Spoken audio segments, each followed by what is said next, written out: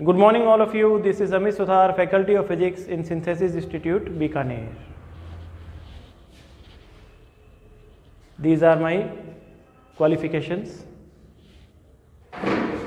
आज हम डिस्कस करेंगे सिंथेसिस की ऑनलाइन एप्लीकेशन के बारे में जिसका नाम है सिंडिजी। इस एप्लीकेशन को आप गूगल प्ले स्टोर से डाउनलोड कर सकते हैं बच्चों, ठीक है। और इस एप्लीकेशन में सिंडिजी में आपको कुछ कोर्सेज फ्री मिलेंगे और कुछ कोर्सेज पेड मिलेंगे, ओके बच्चों। और जो सारे के सारे कोर्सेज हैं वो आपके लिए बहुत ज़्यादा बेनिफिशियल हैं। जो कोर्सेज का क्राइटेरिया है वो हमने 2 टाइप से डिवाइड किया है बच्चों। फर्स्ट है आपके मेडिकल कोर्सेज एंड सेकंड है इंजीनियरिंग कोर्सेज। जैसा कि आप देख सकते हैं मेडिकल कोर्सेज के अंदर dynamic, momentum and antithesis. Dynamic जो कोर्स है वो टारगेट मेडिकल वाले बच्चों के लिए है जो 12th पास स्टूडेंट्स हैं। मोमेंटम जो है वो 12th बायो जो 12th में है, और एंथेसिस 11th बायो स्टूडेंट्स के लिए है, ओके बच्चों। इंजीनियरिंग कोर्सेज जो हैं जो थर्स्ट टारगेट के लिए है 12th पास स्टूडेंट्स के लिए, इंटेंसिटी 12th के बच्चों के लिए है, और इम्पल्स 11th मैथ्स के बच्चों के लिए है, ओके बच्चों। जो कोर्सेज का फीस स्ट्रक्चर है वो यहाँ गिवन है। जैसा कि आप देख सकते हैं ये पर मंथ चार्जेस हैं, ठीक है। जैसे डायनेमिक कोर्सेज के चार्जेस, मोमेंटम कोर्सेज के चार्जेस एंड एंथेसिस कोर्सेज के चार्जेस, ये सारे के सारे मेडिकल कोर्सेज के चार्जेस हैं। आगे इंजीनियरिंग कोर्सेज के जो चार्जेस हैं, जो पेड कोर्स हैं, ये सब उनके चार्जेस हैं। थ्रस्ट कोर्स के चार्जेस, इम्पल्स कोर्स के चार्जेस एंड इंटेंसिटी कोर्स के चार्जेस। इसके अलावा कुछ भी इंफॉर्मेशन आपको चाहिए तो आप हमें कांटेक्ट कर सकते हैं, हमारी वेबसाइट को विजिट कर सकते हैं www.synthesis.ac.in, ठीक है बच्चों। और यूट्यूब पे भी आप विजिट कर सकते हैं, और हमें फेसबुक पे लाइक कीजिए, शेयर कीजिए। और बच्चों ये कुछ माइलस्टोन्स हैं जो सिंथेसिस के स्टूडेंट्स ने अचीव किए हैं, और ये हमारा हेड ऑफिस का एड्रेस है, और ये DLP सेंटर्स और उनकी इन्फॉर्मेशन है, ओके बच्चों। गुड इवनिंग बच्चों, this is Amit Suthar, faculty of physics in Synthesis Institute Bikaner. Once again मैं आपके सामने लेके प्रस्तुत हुआ हूँ एक और one shot lecture. Topic is centre of mass and rotation motion. आइए स्टार्ट करें। हमेशा की तरह सबसे पहले हम डिस्कशन करेंगे हम कौन कौन से पॉइंट कवर करने वाले हैं, ठीक है बच्चों। सबसे पहले हम कवर करेंगे सेंटर ऑफ मास को, उसके बाद में कवर करेंगे सेंटर ऑफ ग्रेविटी को, गुरुत्वीय केंद्र को, उसके बाद रोटेशनल डायनेमिक्स, ठीक है बच्चों। घूर्णन गतिकी के बारे में थोड़े से पॉइंट्स में बताऊंगा। उसके बाद मोमेंट ऑफ इनर्शिया, उसके बाद एंगुलर मोमेंटम, उसके बाद काइनेटिक एनर्जी, ठीक है किसकी, रोटेशनल की, उसके बाद एंगुलर इम्पल्स, उसके बाद rolling motion and last but not least accelerated pure rolling, okay बच्चों। आइए स्टार्ट करते हैं। चलिए सबसे पहले बच्चों बात करते हैं सेंटर ऑफ मास कि एक्चुअली के अंदर सेंटर ऑफ मास की हमें नीड क्या हुई। बच्चों जो अपन एक पार्टिकल की स्टडी कर रहे हैं, ठीक है, एक पार्टिकल की स्टडी कर रहे हैं, तब तो अपन F = ma और सारी इक्वेशन लगा सकते हैं, ठीक है। लेकिन यदि सिस्टम ऑफ पार्टिकल्स अपने को दे दिए जाएं, ठीक है, एक ऐसा सिस्टम हम अज्यूम करें जिसके अंदर ढेर सारे पार्टिकल्स हैं, तो वहाँ पे F = ma हमें लगाने के लिए एक पर्टिकुलर पॉइंट हमें अज्यूम करना होगा, जहाँ पे यदि मैं सारा का सारा फोर्स लगा दूं, F नेट लगा दूं, तो वही एक्सेलरेशन मुझे मिले जो मैं पूरे सिस्टम ऑफ पार्टिकल्स के ऊपर डिफरेंट टाइप ऑफ फोर्सेस लगाने के बाद में प्राप्त कर रहा हूँ। बात समझ में आ रही है? इसका मीन्स ये हुआ कि centre of mass is a imaginary point, ठीक है। On that point the whole mass of system of particles can be assumed. Due to this we can easily apply F = ma and all other equations, ठीक है बच्चों। बात समझ में आ रही है? अब बात करते हैं थोड़ा सा, देखिए डायग्राम के मैंने लिया है एक पार्टिकल मैंने लिया है M1, और ये 2 पार्टिकल सिस्टम्स के लिए है। यदि मोर देन पार्टिकल हो तो उसका समेशन का साइन लगा करके ऐड कर दीजिएगा, कोई दिक्कत नहीं आएगी उसमें, ठीक है। अभी अपन थीम की चर्चा करते हैं कि भाई 2 पार्टिकल के लिए हम निकाल के देखते हैं कि एक्चुअली के अंदर ये एक फॉर्मूला कैसे प्राप्त हुआ हमें, ठीक है, कैसे हमने गेट किया। M1 एंड M2 ये 2 पार्टिकल मैंने लिए हैं बच्चों। यदि मैं M1 के लिए इक्वेशन लिखना चाहूँ तो F1 external plus F12 vector is equal to M1 A1। क्या मैंने सही लिखा है? यदि मैं 2 के लिए बात कर रहा हूं तो F2 external plus F21 vector M2 A2। क्या मैंने सही लिखा है? चलिए, अब हमें एक चीज पता है, न्यूटन्स के थर्ड लॉ से F12 and F21 is forming a pair. So मैं क्या लिख सकता हूं कि F12 is equal to minus F21। बात समझ में आ रही है? यदि ये अजम्पशन लेते हुए यदि मैं 1 और 2 इक्वेशंस को ऐड कर दूं तो बाय एडिंग, मतलब इन दोनों को जोड़ना है मुझे, by adding 1 and 2 directly add कर दीजिए। तो F1 external plus F2 external is equal to M1 A1 plus M2 A2। ठीक है बच्चों, अब F1 external, F2 external, M1 A1 plus M2 A2। अब हमें एज्यूम करना है कि if M1 plus M2 is bigger M। ठीक है बच्चों, ये एज्यूम करना है हमें कि भाई दोनों का मास यदि मैं ऐड कर देता हूं तो मुझे बिगर M प्राप्त होता है। तो ये जो टर्म है F1 external plus F2 external, इनके द्वारा जो नेट एक्सेलरेशन मिल रहा है मुझे, वो मैं पर्टिकुलर लिखूंगा ए सेंटर ऑफ मास। क्यों? मैंने अब ये जो होल मास है इसको यहां कंसीडर मान लिया है। ठीक है बच्चों, तो M1 A1 plus M2 A2। Okay, अब ए सेंटर ऑफ मास लीजिए, एकदम इजी हो गया ये। अब देखिए इक्वेशन आपको मिल गई है, अपॉन में बिगर M या फिर M1 प्लस M2। बात समझ में आ रही है? यदि 2 मासेस के लिए है तो मैंने ऐसे लिखा है, यदि मोर देन 2 मासेस हो तो M1 A1 plus M2 A2 plus M3 A3 so on. ठीक है, और अपॉन के अंदर क्या आ जाएगा? टोटल मास, मतलब M1 plus M2 plus M3 and so on. बात समझ में आ रही है? और हमें एक रिलेशन ये भी पता है कि A is equal to dV by dt। ठीक है बच्चों, dV बाय dt। तो ये वाले रिलेशन का यूज जब मैं करूंगा तो मैं V सेंटर ऑफ मास निकाल सकता हूं। ठीक है, तो A से डायरेक्टली मैं V पे जाऊंगा तो M1 V1 plus M2 V2 upon में M1 प्लस M2। ये देखो 2 पार्टिकल की अपन ने स्टडी इसलिए की क्योंकि एक फॉर्मूले को ड्राइव करने के लिए 2 पार्टिकल सिस्टम सबसे इजी अप्रोच है। ठीक है, यदि आपको ज़्यादा पार्टिकल दे रखे हों तो सबको ऐड कर दीजिए M1 V1 की फॉर्म में। बात समझ में आ रही है? अब एक और इक्वेशन मुझे पता है, V is equal to dr by dt। ठीक है, अब R जो है, R की फॉर्म में मेरे पास एक इक्वेशन आ जाएगी M1 R1 plus M2 R2।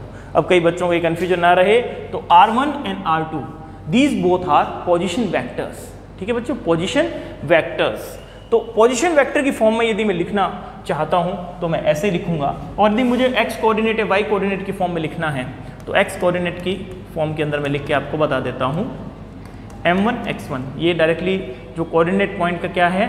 Value है, निर्देशांक की वैल्यू है, प्लस M2 x2 अपॉन में M1 प्लस M2। बात समझ में आ रही होगी मेरी?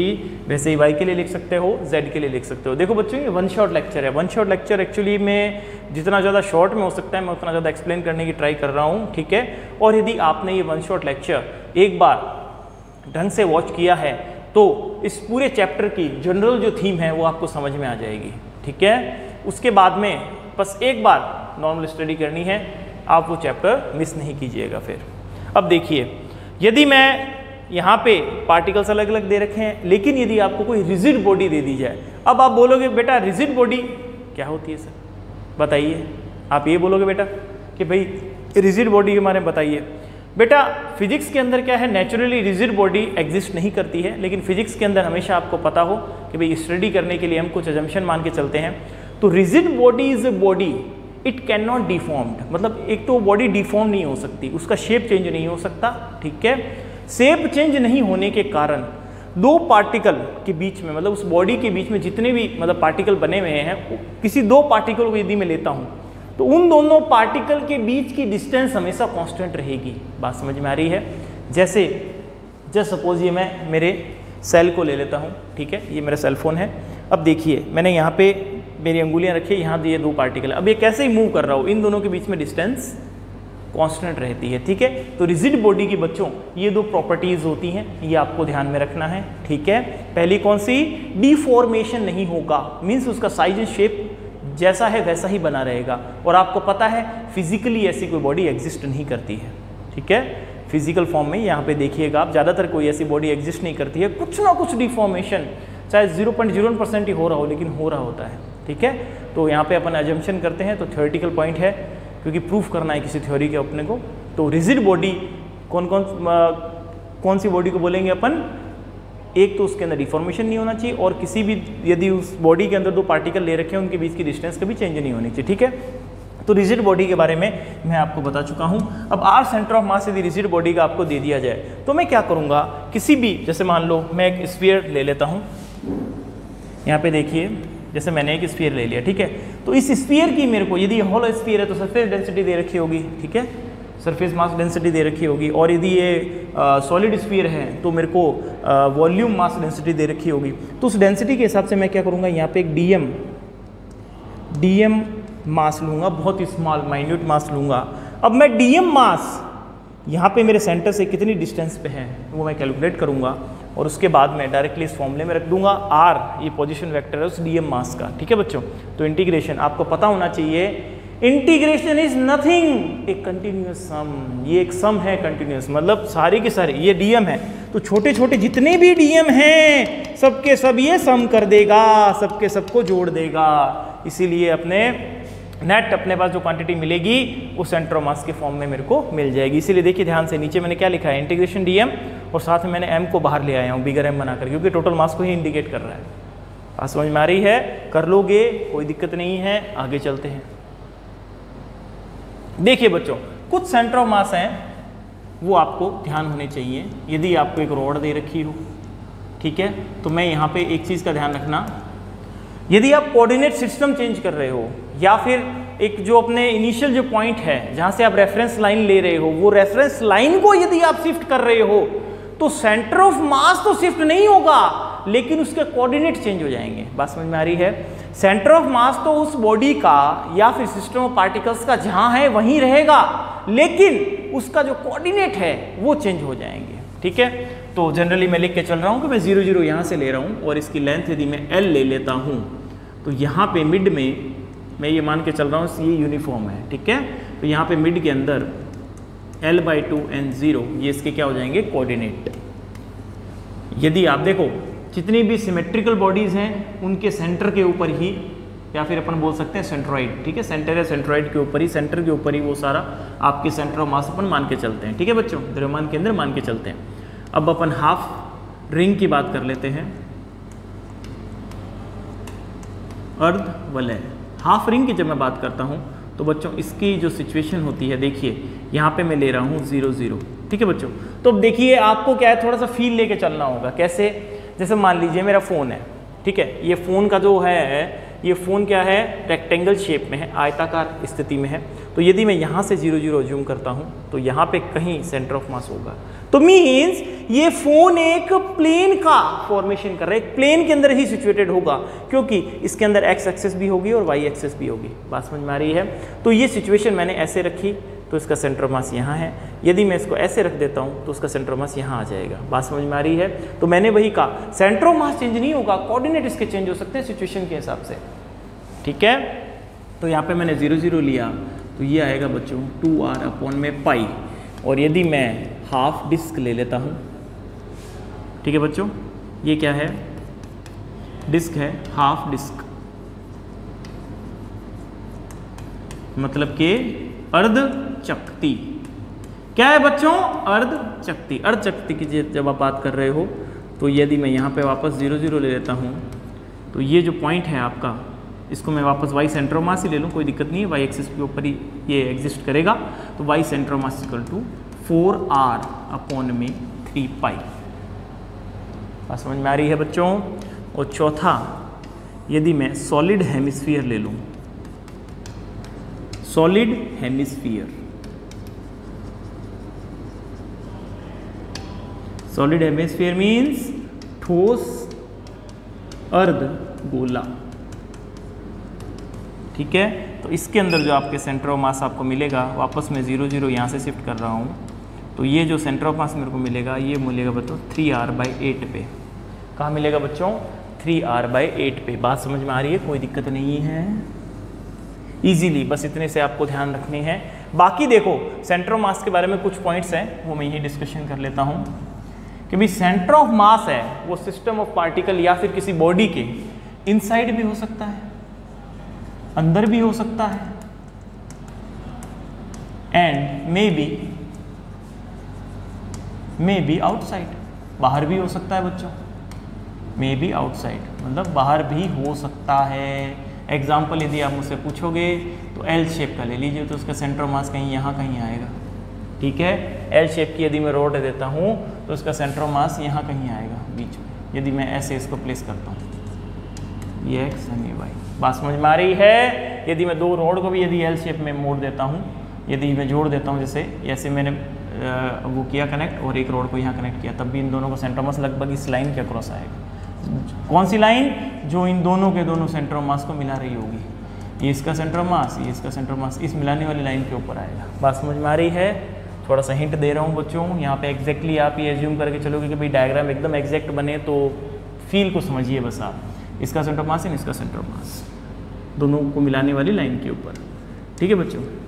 Second point, if there is no external force,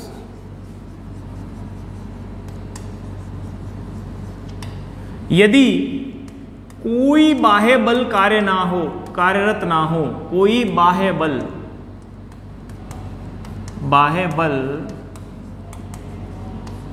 कार्यरत ना हो, यदि कोई बाह्य बल कार्यरत नहीं होगा तो बच्चों ए सेंटर ऑफ मास 0 आएगा, V centre of mass constant रहेगा। बात समझ में आ रही है? और ए आर की सिचुएशन के अंदर भी कोई भी चेंज नहीं आएगा। इसका मतलब क्या हुआ कि यदि एक्सटर्नल फोर्स आप अप्लाई कर रहे हो तभी वो क्या होगा, सेंटर ऑफ मास में चेंज कर सकता है, ठीक है, सेंटर ऑफ मास की सिचुएशन में चेंज कर पाएगा। लेकिन यदि कोई भी एक्सटर्नल फोर्स अप्लाई नहीं है तो वो चेंज नहीं कर सकते। और एक्सटर्नल फोर्सेस का मतलब क्या हुआ, जस्ट सपोज इंटरनल फोर्सेस के कारण भी सेंटर ऑफ मास में कोई चेंज नहीं होगा। ध्यान रखिएगा। इसकी जो बहुत अच्छा एग्जांपल है वो ये एग्जांपल है, जैसे अपन कोई भी रॉकेट यदि यहाँ से यहाँ तक प्रोजेक्ट करते हैं, आपने क्वेश्चन किए होंगे 2D के अंदर, ठीक है, 2D के अंदर मोमेंटम, जो WP के अंदर मोमेंटम कंजर्वेशन में किए होंगे। जैसे मान लो यदि यहाँ पे आने के बाद में ये जो अपना ऑब्जेक्ट है, ऑब्जेक्ट के अंदर एक्सप्लोजन होता है तो ये 2 पार्ट में डिवाइड हो गया, ठीक है बच्चों। लेकिन ध्यान दीजिएगा इसका, अब ये जो 2 पार्ट में डिवाइड हुआ है, दीज जो अपने पार्टिकल जो 2 डिवाइड हो गए, एक पार्टिकल था मतलब एक ऑब्जेक्ट था वो 2 में डिवाइड हो गया, वो किसके कारण हुआ, इंटरनल फोर्सेस के कारण। तो इंटरनल फोर्सेस के कारण यदि कोई सेंटर ऑफ मास, ठीक है ना, सेंटर ऑफ मास यदि अपन लेके चल रहे हैं इंटरनल फोर्सेस के कारण, तो उसके अंदर कोई भी चेंज नहीं आएगा। तो means centre of mass should follow same line या सेम पाथ, ठीक है बच्चों। मींस क्या हुआ कि द्रव्यमान केंद्र समान पथ पर चलेगा। ये बात कंठस्थ कर लीजिए आप, ये एक्सप्लोजन वाला केस है, ये मैं बताना चाह रहा हूं कि एक्सटर्नल फोर्सेस में लग नहीं रहा। बात समझ में आ रही है? एक्सटर्नल फोर्सेस में लग नहीं रहा। अब आप बोलोगे सर जी लग रहा था, तो बच्चों जी तो कंजर्वेटिव फोर्सेस है। एक किसी फिजिक्स की थ्योरीज के अंदर ये भी बोला जाता है कि एक्सटर्नल जो फोर्सेस होंगे वो ज्यादातर नॉन कंजर्वेटिव कंसिडर किए जाते हैं। बात समझ में आ रही है? अब सेंटर ऑफ मास के ऊपर यहाँ पे भी जी लग रहा था, यहाँ पे भी जी लग रहा था, यहाँ पे भी जी लग रहा था, यहाँ पे भी जी लग रहा था, ठीक है। जैसे ये डिवाइड हुआ तो सेंटर ऑफ मास जी तो कांस्टेंट ही है, इसके अलावा कोई एक्सटर्नल फोर्स थोड़ी लगा। यहाँ पे जब इसका एक्सप्लोजन हुआ तो एक्सप्लोजन वाले केस में इंटरनल फोर्सेस के कारण एक्सप्लोजन हुआ है, इसलिए सेंटर ऑफ मास जो है वो सेम पाथ ही फॉलो करते हुए जाएगा। बात समझ में आ रही है? तो इससे एक और रिजल्ट निकल के आता है कि भाई सेंटर ऑफ मास की जो मेन सिचुएशन है, ठीक है, उसके अंदर V जो होगा, V सेंटर ऑफ मास, वो मैंने लिख दिया है वैसे ऊपर, लेकिन एक और रिजल्ट है ये याद रख लीजिएगा, ठीक है बच्चों। अब चौथा पॉइंट कौन सा है? कटिंग का। ये कटिंग का है या फिर क्या कह सकते हैं इसको, पेस्टिंग का। दोनों केसेस के अंदर आप एक चीज का ध्यान रखना, यदि आपने कट किया है, ठीक है, तो मान लो कि भाई x सेंटर ऑफ मास के लिए मैं इक्वेशन लिख रहा हूँ, आप r सेंटर ऑफ मास के लिए भी लिख सकते हैं, कोई दिक्कत नहीं है। मान लीजिए कि आपने m2 पार्ट या फिर m2 मास किसी ऑब्जेक्ट से कट कर लिया है। m2 मास यदि कट करोगे और उसकी सिचुएशन यदि x2 थी तो इक्वेशन क्या बन जाएगी, ये वाली। बात समझ में आ रही है? किसी ऑब्जेक्ट के अंदर यदि आपने m2 मास को कट किया है तो ये इक्वेशन लगानी है। अब मैं फिर कह रहा हूँ, मैंने x सेंटर ऑफ मास के लिए लिखा है, आप r सेंटर ऑफ मास के लिए आप लिख सकते हैं, इसको कोई दिक्कत नहीं है। अब नेक्स्ट मैं r सेंटर ऑफ मास के लिए लिख देता हूँ। यदि आपने किसी अपने मास को पेस्ट किया है तो वो उसका जो सेंटर ऑफ मास है वो जिस सिचुएशन में है तो उसके हिसाब से वही वापस इक्वेशन बनेगी जो अपन पहले बना रहे थे। बात समझ में आ रही है? मिस नहीं होनी चाहिए। ये सारे पॉइंट आपको सेंटर ऑफ मास के लिए ध्यान रखने हैं, कतई मत भूलिएगा। आगे चलें, आगे चलते हैं। देखिए सेंटर ऑफ ग्रेविटी ये एक पॉइंट है जिसको लेकर के काफ़ी सारे बच्चों को कन्फ्यूजन होता है कि भाई वो सेम रहता है या नहीं रहता। ठीक है, तो सेंटर ऑफ ग्रेविटी के लिए आप ध्यान रखना, जो अपना गुरुत्वीय केंद्र है, गुरुत्वीय केंद्र के लिए आपको हमेशा देखो नाम के अंदर ही ये सारा का सारा छिपा हुआ है, सारा जो मीनिंग है इसका वो नाम के अंदर ही छिपा हुआ है। गुरुत्वीय केंद्र मीन्स अब आपको mg जो लग रहा है उसको कंसीडर करना है। बात समझ में आ रही है? तो आज सेंटर ऑफ ग्रेविटी जो आप कंसीडर कीजिएगा तो W1R1 प्लस W2R2 वही फॉर्मूला मैं राइट कर रहा हूँ। यहाँ पे जो W है W इज mg। बात समझ में आ रही है? अब जो mg जो लग रहा है, दोनों के अंदर जो g लग रहा है, अब अपने को उसको कंसीडर करना है। तो वापस वही कि भाई इन दोनों का यदि मैं वेट सम कर दूं, ठीक है, इन दोनों का वेट मैं सम करके यहाँ रख दूं तो नेट जो इफेक्ट मिल रहा है मेरे को सिस्टम ऑफ पार्टिकल्स के कारण जो नेट इफेक्ट मिल रहा है वो यहाँ मिलेगा। ठीक है, तो ये भी एक इमेजनरी पॉइंट है। और आप खुद ध्यान दीजिए कि अपन यदि जनरली अर्थ की बात करेंगे तो अर्थ के अंदर मैं क्या कह सकता हूँ, नॉर्मल ऑब्जर्वेशन की बात करूँगा तो मैं जी के लिए क्या कह सकता हूँ कि जी लगभग सेम रहता है। क्यों? अपन लगभग 300 किमी की रेंज तक ही, 300 किमी तो बहुत ज़्यादा हो गया, 1 किलोमीटर ही बहुत ज़्यादा होता है, तो 300 किमी की रेंज तक ही वर्क करते हैं। तो दोनों ऑब्जेक्ट के अंदर जो m1 एंड m2 दे रखा है, मतलब W1 एंड W2 दे रखा है, दोनों ऑब्जेक्ट के अंदर जो g जो है उसकी वैल्यू सेम है। तो इस केस के लिए मैं क्या कह सकता हूँ, यदि g सेम रहेगा तो r सेंटर ऑफ जो ग्रेविटी है वो किसके बराबर होगा, r सेंटर ऑफ मास के। ये ध्यान रखिएगा, ये बहुत ज़्यादा इंपॉर्टेंट पॉइंट है। ठीक है, तो दोस्तों एक्चुअली में ये जो आया ये कहाँ से आया, ये एक्चुअली में टेरेस्ट्रियल जो बॉडीज़ हैं उनके लिए वर्क करता है, क्योंकि वहाँ जी अलग हो सकता है। बात समझ में आ रही है? जब वो मूवमेंट लेते हैं तो वहाँ जी का इफेक्ट अलग अलग कंसिडर किया जा सकता है। चलें आगे, चलिए बच्चों आइए आप सबका फेवरेट पार्ट क्वेश्चन पे आते हैं। ए सेमी सर्कुलर पोर्शन, ठीक है, semi circular portion of radius R is cut from a uniform rectangular plate as shown in figure. ठीक है, एक फिगर के अंदर अपने को बता रखा है कि भाई पहले ये सिचुएशन ऐसी थी, ठीक है, और अब ये सिचुएशन कैसे है, ऐसे हो गई। बात समझ में आ रही है? तो फर्स्ट केस के लिए ऐसे थी, सेकंड केस के लिए ऐसे हो गई। तो मान लो इसका कोई भी सरफेस डेंसिटी हो, सिग्मा मान लो इसकी सरफेस मास डेंसिटी है। क्या है बच्चों?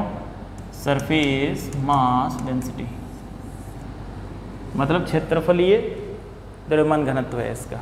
ठीक है बच्चों, तो अब मैं इसके साथ यदि मैं क्षेत्रफल को मल्टीप्लाई करूं, जैसे ये पहले वाले केस के अंदर ये 2r था, ये r था, अब मैंने कौन सा पार्ट काटा है जिसकी जो रेडियस है वो r है, सर्कुलर पार्ट मैंने काट दिया।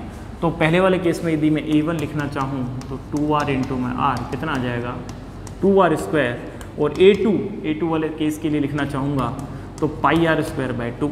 ये दोनों के मेरे पास क्या आ जाएंगे बच्चों, एरिया आ जाएंगे। ठीक है, अब सेंटर ऑफ मास का ये बोल रहा है कि भाई कितना O पॉइंट से कितना शिफ्ट हुआ। ठीक है, तो अपने को सिर्फ O पॉइंट से कंसिडर करना है। तो अब इसके लिए O पॉइंट के रेस्पेक्टिवली जब मैं बात कर रहा हूँ तो पहले वाले केस के लिए जो सेंटर ऑफ मास था वो यहाँ था। बात समझ में आ रही है? और सेकेंड वाले केस के लिए जब ये सर्कुलर ओनली जो कटेड पार्ट है, जो कटिंग की हुई है, तो याद कीजिए सर्कुलर पीरियड का जब आपने लिखा था तो क्या लिखा था, 4r अपॉन में 3 पाई।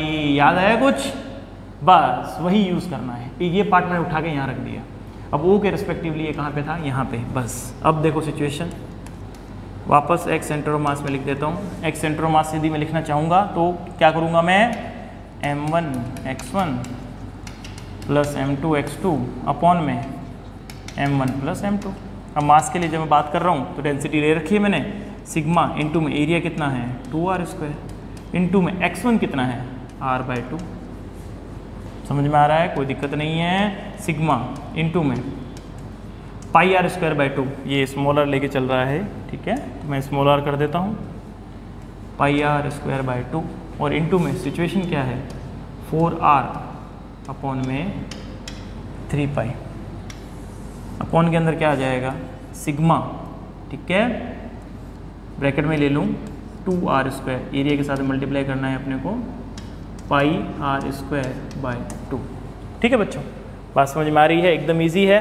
अब ध्यान दीजिएगा, मैंने यहाँ क्या किया है प्लस, और क्या होगा माइनस आएगा। ठीक है बच्चों, क्या आएगा माइनस का साइन, क्यों, कटेड पार्ट है ये तो मैंने सिंपल इक्वेशन लिखी थी सेंटर ऑफ मास की। ठीक है, अब इसको मैं यदि यहाँ अप्लाई करूँगा तो यहाँ पे मैंने पार्ट की क्या की है, कटिंग की है। तो जो कटिंग की है, जो मास मैंने निकाला है उससे, उसका मेरे को माइनस करना पड़ेगा यहाँ पे, और यहाँ पे भी माइनस का साइन आएगा।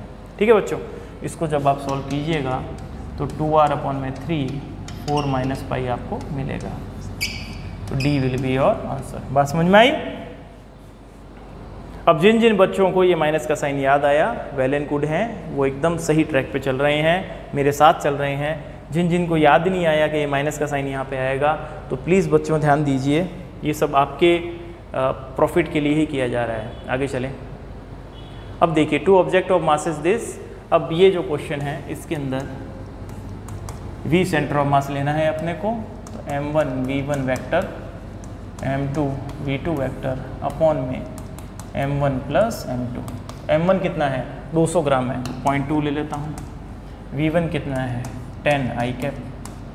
ठीक है बच्चों, प्लस अब 500 ग्राम है तो 0.5, ठीक है, और वेलोसिटी जो है 3 i cap plus 5 j cap मेरे को दे रखी है बच्चों, और अपॉन के अंदर 0.2 प्लस में 0.5। ठीक है बच्चों, ये सारे पॉइंट मैं उड़ा देता हूँ, तो 20 i कैप प्लस में 15 i cap, 15 i cap, 15 i cap plus के अंदर 25 j कैप। ठीक है बच्चों, पॉइंट सारे मैंने उड़ा दिए आपस में, तो नीचे क्या बच गया 7। तो ये 20 प्लस 15 कितना आ गया बच्चों 35 i कैप प्लस में 25 j कैप अपॉन में 7। तो I think 5 i cap plus में 25/7 j cap will be your answer. ठीक है बच्चों, आगे चलें। ये देखिए, दर्शाए अनुसार ऊर्ध्वाधर तल में एक खोखली पतली नलिका के अंदर समान द्रव्यमान का एक गुटका स्थित है। ओके बच्चों, जब इसे जरा सा विचलित किया जाता है तो ये दाहिनी ओर गति करता है। ठीक है, ये दाहिनी ओर गति करेगा। जब यह गुटका नलिका के दाहिने सिरे तक पहुंचेगा तब तक नलिका का विस्थापन कितना होगा। क्या पूछना चाह रहा है बच्चों, ये नलिका का विस्थापन कितना होगा। तो अब ध्यान दीजिएगा, पहले ये नलिका ऐसे बनी हुई थी, ठीक है बच्चों, यहाँ पे m मास रखा हुआ था। नेक्स्ट सिचुएशन के अंदर मैं कलर ले लेता हूँ ग्रीन, आई थिंक सीन हो जाना चाहिए। नेक्स्ट सिचुएशन के अंदर लेट अज्यूम ये यहाँ पहुँच गया। ठीक है बच्चों, सॉरी, नेक्स्ट सिचुएशन के अंदर ये यहाँ पहुँच गई। ठीक है, और ये जो ब्लॉक है ये m ब्लॉक यहाँ पहुँच गया। ठीक है बच्चों, तो पहले जो इनका सेंटर ऑफ मास जो भी था, तो इसका जो सेंटर ऑफ मास था वो तो था इस पे यहाँ पे। ठीक है बच्चों, इसके सेंटर ऑफ मास ने जो ट्रेवल किया वो ट्रेवल किया लेट अज्यूम x। कितना ट्रेवल किया बच्चों x।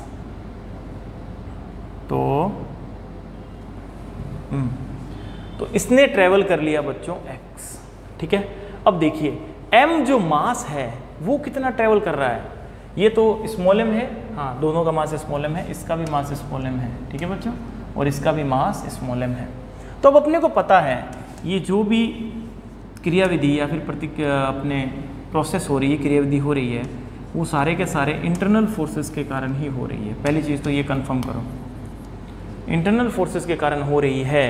तो अब जो शिफ्ट जो आने को मिलेगा, तो अब ध्यान दीजिएगा, m जो है, m अपनी पहले वाली सिचुएशन से कितना दूर पहुंचा, m पहुंचा बच्चों, देखिएगा ध्यान से, m था यहाँ पे, ये पहुंच गया मेरे पास x पे, ठीक है, m यहाँ पे पहुंचा x पे, ये किसका है, इसका नलिका का, इक्वल टू जो स्मॉल m वाला जो ब्लॉक है, ये जो ब्लॉक है, ये देखिए ब्लॉक यहाँ से यहाँ तक पहुँचा, ब्लॉक कहाँ पहुँचेगा, r माइनस एक्स पे, मतलब r, ये वाला सिचुएशन इसने पूरी कवर कर ली, r वाली पूरी, तो r माइनस एक्स, ठीक है बच्चों।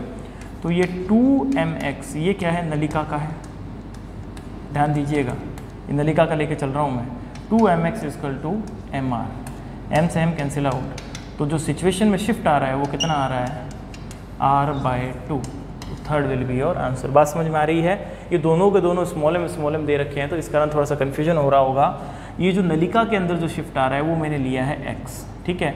अब जो ब्लॉक है, ब्लॉक कितने डिस्टेंस ट्रेवल करेगा, r डिस्टेंस ट्रेवल करेगा, तो r माइनस एक्स इसका नेट इफेक्ट आ रहा है यहाँ पे, ठीक है। इसकी सिचुएशन में जो चेंज है वो r माइनस एक्स आ रहा है, तो मैंने डायरेक्टली यहाँ लिख दिया, और ये नलिका का है सारा, तो x जो सिचुएशन में चेंज आ रहा है नलिका के, तो वो क्या आ जाएगा, r/2।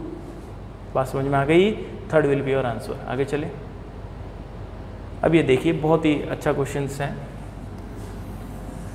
चलिए, यहाँ पे 80 kg, यहाँ पे 50 kg, और इसका तो लगभग 70 kg वाले का तो एकदम सेंटर पे ही ले लीजिए आप, ठीक है। अब यहाँ से लेट अज्यूम, जब ये इन्होंने अपने एक दूसरे की जगह जब शिफ्ट की, ठीक है, जब शिफ्ट करेंगे तब क्या होगा, देखिएगा ध्यान से, 50 वाला तो आ जाएगा बच्चों यहाँ पे, 80 वाला चला जाएगा बच्चों यहाँ पे, और 70 वाला बच्चों यहाँ पे, ठीक है बच्चों, और ये आ गया x। यहाँ तो कोई दिक्कत वाली बात नहीं है, एकदम इजी हो जाएगा, ठीक है।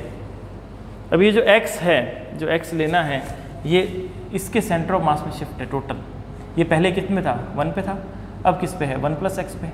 तो 70 के सेंटर ऑफ मास में शिफ्ट कितना आया, x का, कितना आया बच्चों, x का शिफ्ट आया, ठीक है बच्चों, कोई दिक्कत नहीं है। 50 के अंदर कितना आया, 50 के अंदर आया बच्चों x - 2, मतलब ये डिस्टेंस जितनी ट्रेवल करेगा, ये 2 डिस्टेंस ट्रेवल करेगा, ठीक है, यहाँ से लेके यहाँ तक, लेकिन x जो शिफ्ट आया, तो x - 2, 50 kg वाला जो है वो कितना चलेगा, x - 2। बात समझ में आ रही है, कितना चलेगा बच्चों, x - 2, ठीक है, मैंने ऐसे शिफ्ट लिया है। प्लस के अंदर 80 वाला कितना चलेगा, 80 वाला चलेगा बच्चों 2 + x, और प्लस में 70x, और वापस वही चीज़,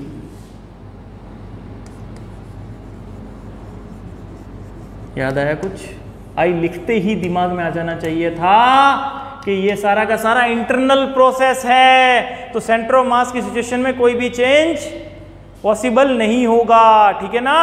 सेंटर ऑफ मास जो अपनी जो सिचुएशन है वो तो वहीं रखेगा, लेकिन हाँ, इस निर्देशांक के तंत्र के तौर पे यदि मैं बात करूं तो इसके रेस्पेक्टिवली शिफ्ट बात कर रहे हैं अपन कि भाई x शिफ्ट हो गया।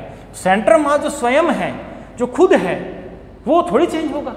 बात समझ में आ रही है, वो चेंज नहीं होगा, ठीक है, कोई दिक्कत नहीं है। तो इस शिफ्ट की बात कर रहे हैं, तो शिफ्ट ये 0 के रेस्पेक्टिवली है, ये शिफ्ट हो गया, ये कोई दिक्कत नहीं है। तो ये सारे के सारे इंटरनल फोर्सेस हैं। इंटरनल की बात आते ही आपके दिमाग में आ जाना चाहिए a centre of mass 0, V centre of mass constant, ठीक है बच्चों, आ जाएगा। अब देखिए ये टोटल के टोटल का जो इफेक्ट है वो आएगा 0, ठीक है।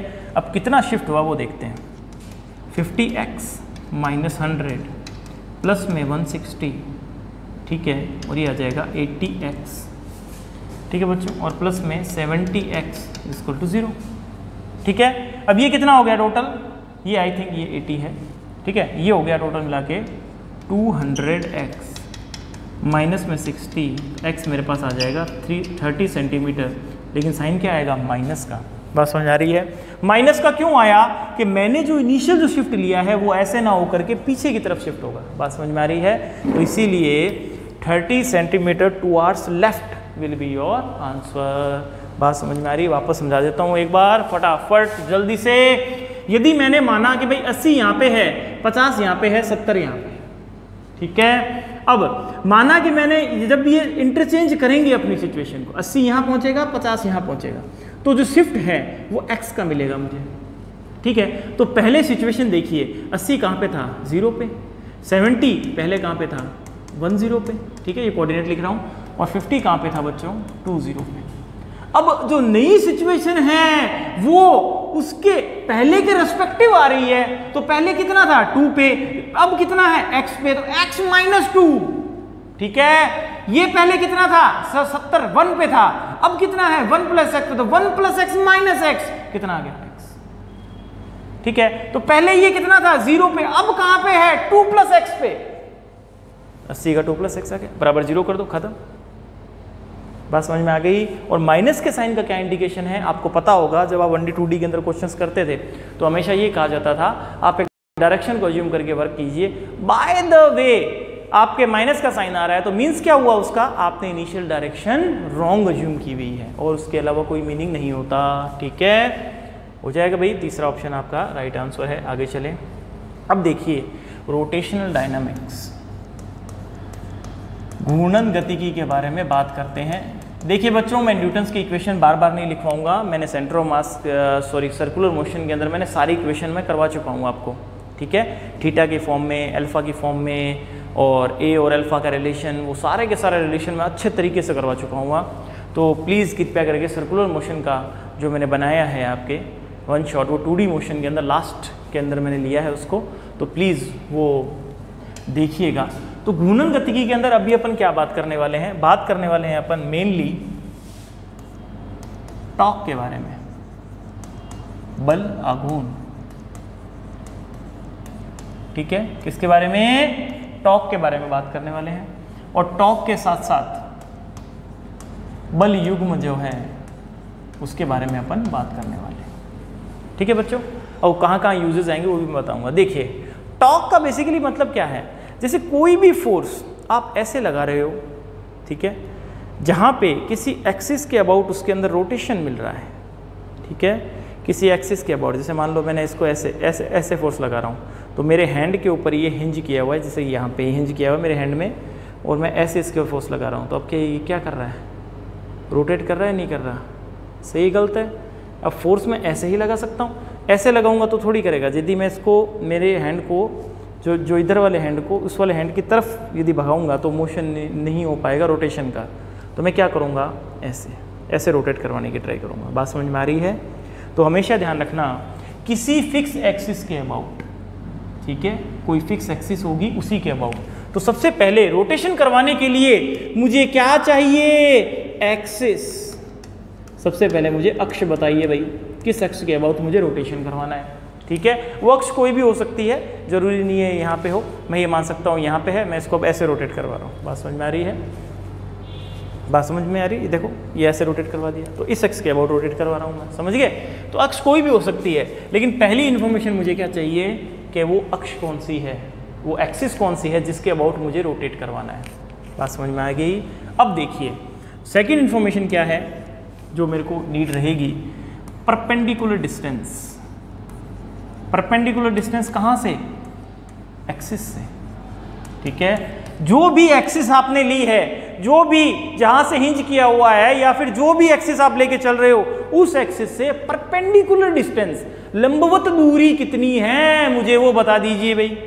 लंबवत दूरी कितनी है मुझे वो बता दीजिए आप, ठीक है। जैसे ही आप ये दोनों इंफॉर्मेशन मुझे दे देते हो, तीसरी मेरे को इंफॉर्मेशन नीड रहेगी फोर्स की, कि फोर्स कैसे लगा रहे हो आप। बस ये तीनों इंफॉर्मेशन मिलते ही मैं ये फॉर्मूला अप्लाई कर दूंगा, torque is equal to R cross F. और हमेशा कंप्लीट फिजिक्स में ध्यान रखिएगा, जो टारगेट वाले बच्चे हैं वो आराम से गेट करेंगे इस चीज़ को, और जब बच्चे 12th में आएंगे 11th वाले तो वो भी इस चीज़ को गेट करेंगे कि यदि कहीं क्रॉस दे रखा हो तो क्रॉस का मीनिंग आपको क्या निकालना है, इसके बारे में बात करने वाला हूं, ध्यान से सुनिएगा।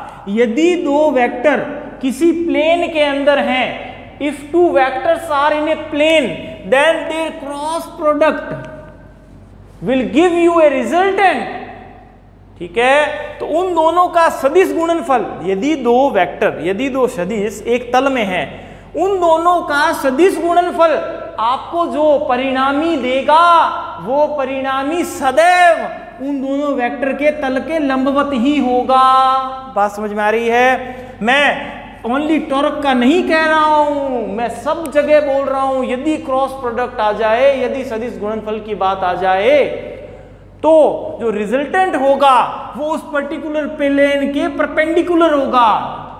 जिस प्लेन के अंदर जिन जिन वेक्टर्स का आप क्रॉस कर रहे हो वो लाई करेंगे। अब ध्यान से देखिए, ये f है यहाँ पे, ठीक है। पहले तो f sin थीटा, एक जो अपने परपेंडिकुलर डिस्टेंस ये बताऊंगा अभी ये दोनों इधर लाई कर रहे हैं, ठीक है। टॉर्क किधर निकल के आ रहा है, देखिए जेड एक्सिस पे निकल के आ रहा है, ठीक है। तो यहाँ से मैं इक्वेशन क्या लिख सकता हूँ, RF sin थीटा, ठीक है बच्चों। तो दोनों में से एक चीज़ याद रखना आप, क्या, ये मान लो आपने एक्सिस ली है और ये परपेंडिकुलर डिस्टेंस है, ठीक है, और ऐसे फोर्स लगा रखा है इसने इस एंगल से, थीटा एंगल से, ठीक है। तो यहाँ पे आप क्या कर दीजिए, f sin थीटा या f cos थीटा, ठीक है बच्चों, बात समझ में आ रही है। और कभी कभी सिचुएशन क्या होती है कि भाई f sin थीटा भी कर सकते हो और f को इधर ले जाओ r sin थीटा भी कर सकते हो, बात समझ में आ रही है। फोर्स की डिपेंडेंसी क्या होगी कि फोर्स कहाँ लग रहा है, कैसे लग रहा है, वो उस पर डिपेंड करेगा, ठीक है। यहाँ कोई दिक्कत नहीं है। टॉर्क का एक और फॉर्मूला है, torque is equal to I alpha, ये भी आप ध्यान दीजिएगा। ये क्या है आपके, मोमेंट ऑफ इनर्शिया मीन्स जड़त्व आघूर्ण, इसके बारे में अपन चर्चा करेंगे अभी, जड़त्व आघूर्ण। राइटिंग बहुत ही ज़्यादा खराब हो गई क्या, चलिए ढंग से लिख लेते हैं, जड़त्व आघूर्ण, ठीक है बच्चों। अब देखिए मोमेंट आर्म क्या होती है, मोमेंट आर्म से ज़्यादा टेंशन मत लेना, r sin थीटा ही मोमेंट आर्म होती है। अब मोमेंट आर्म वाला कॉन्सेप्ट कहाँ से आएगा,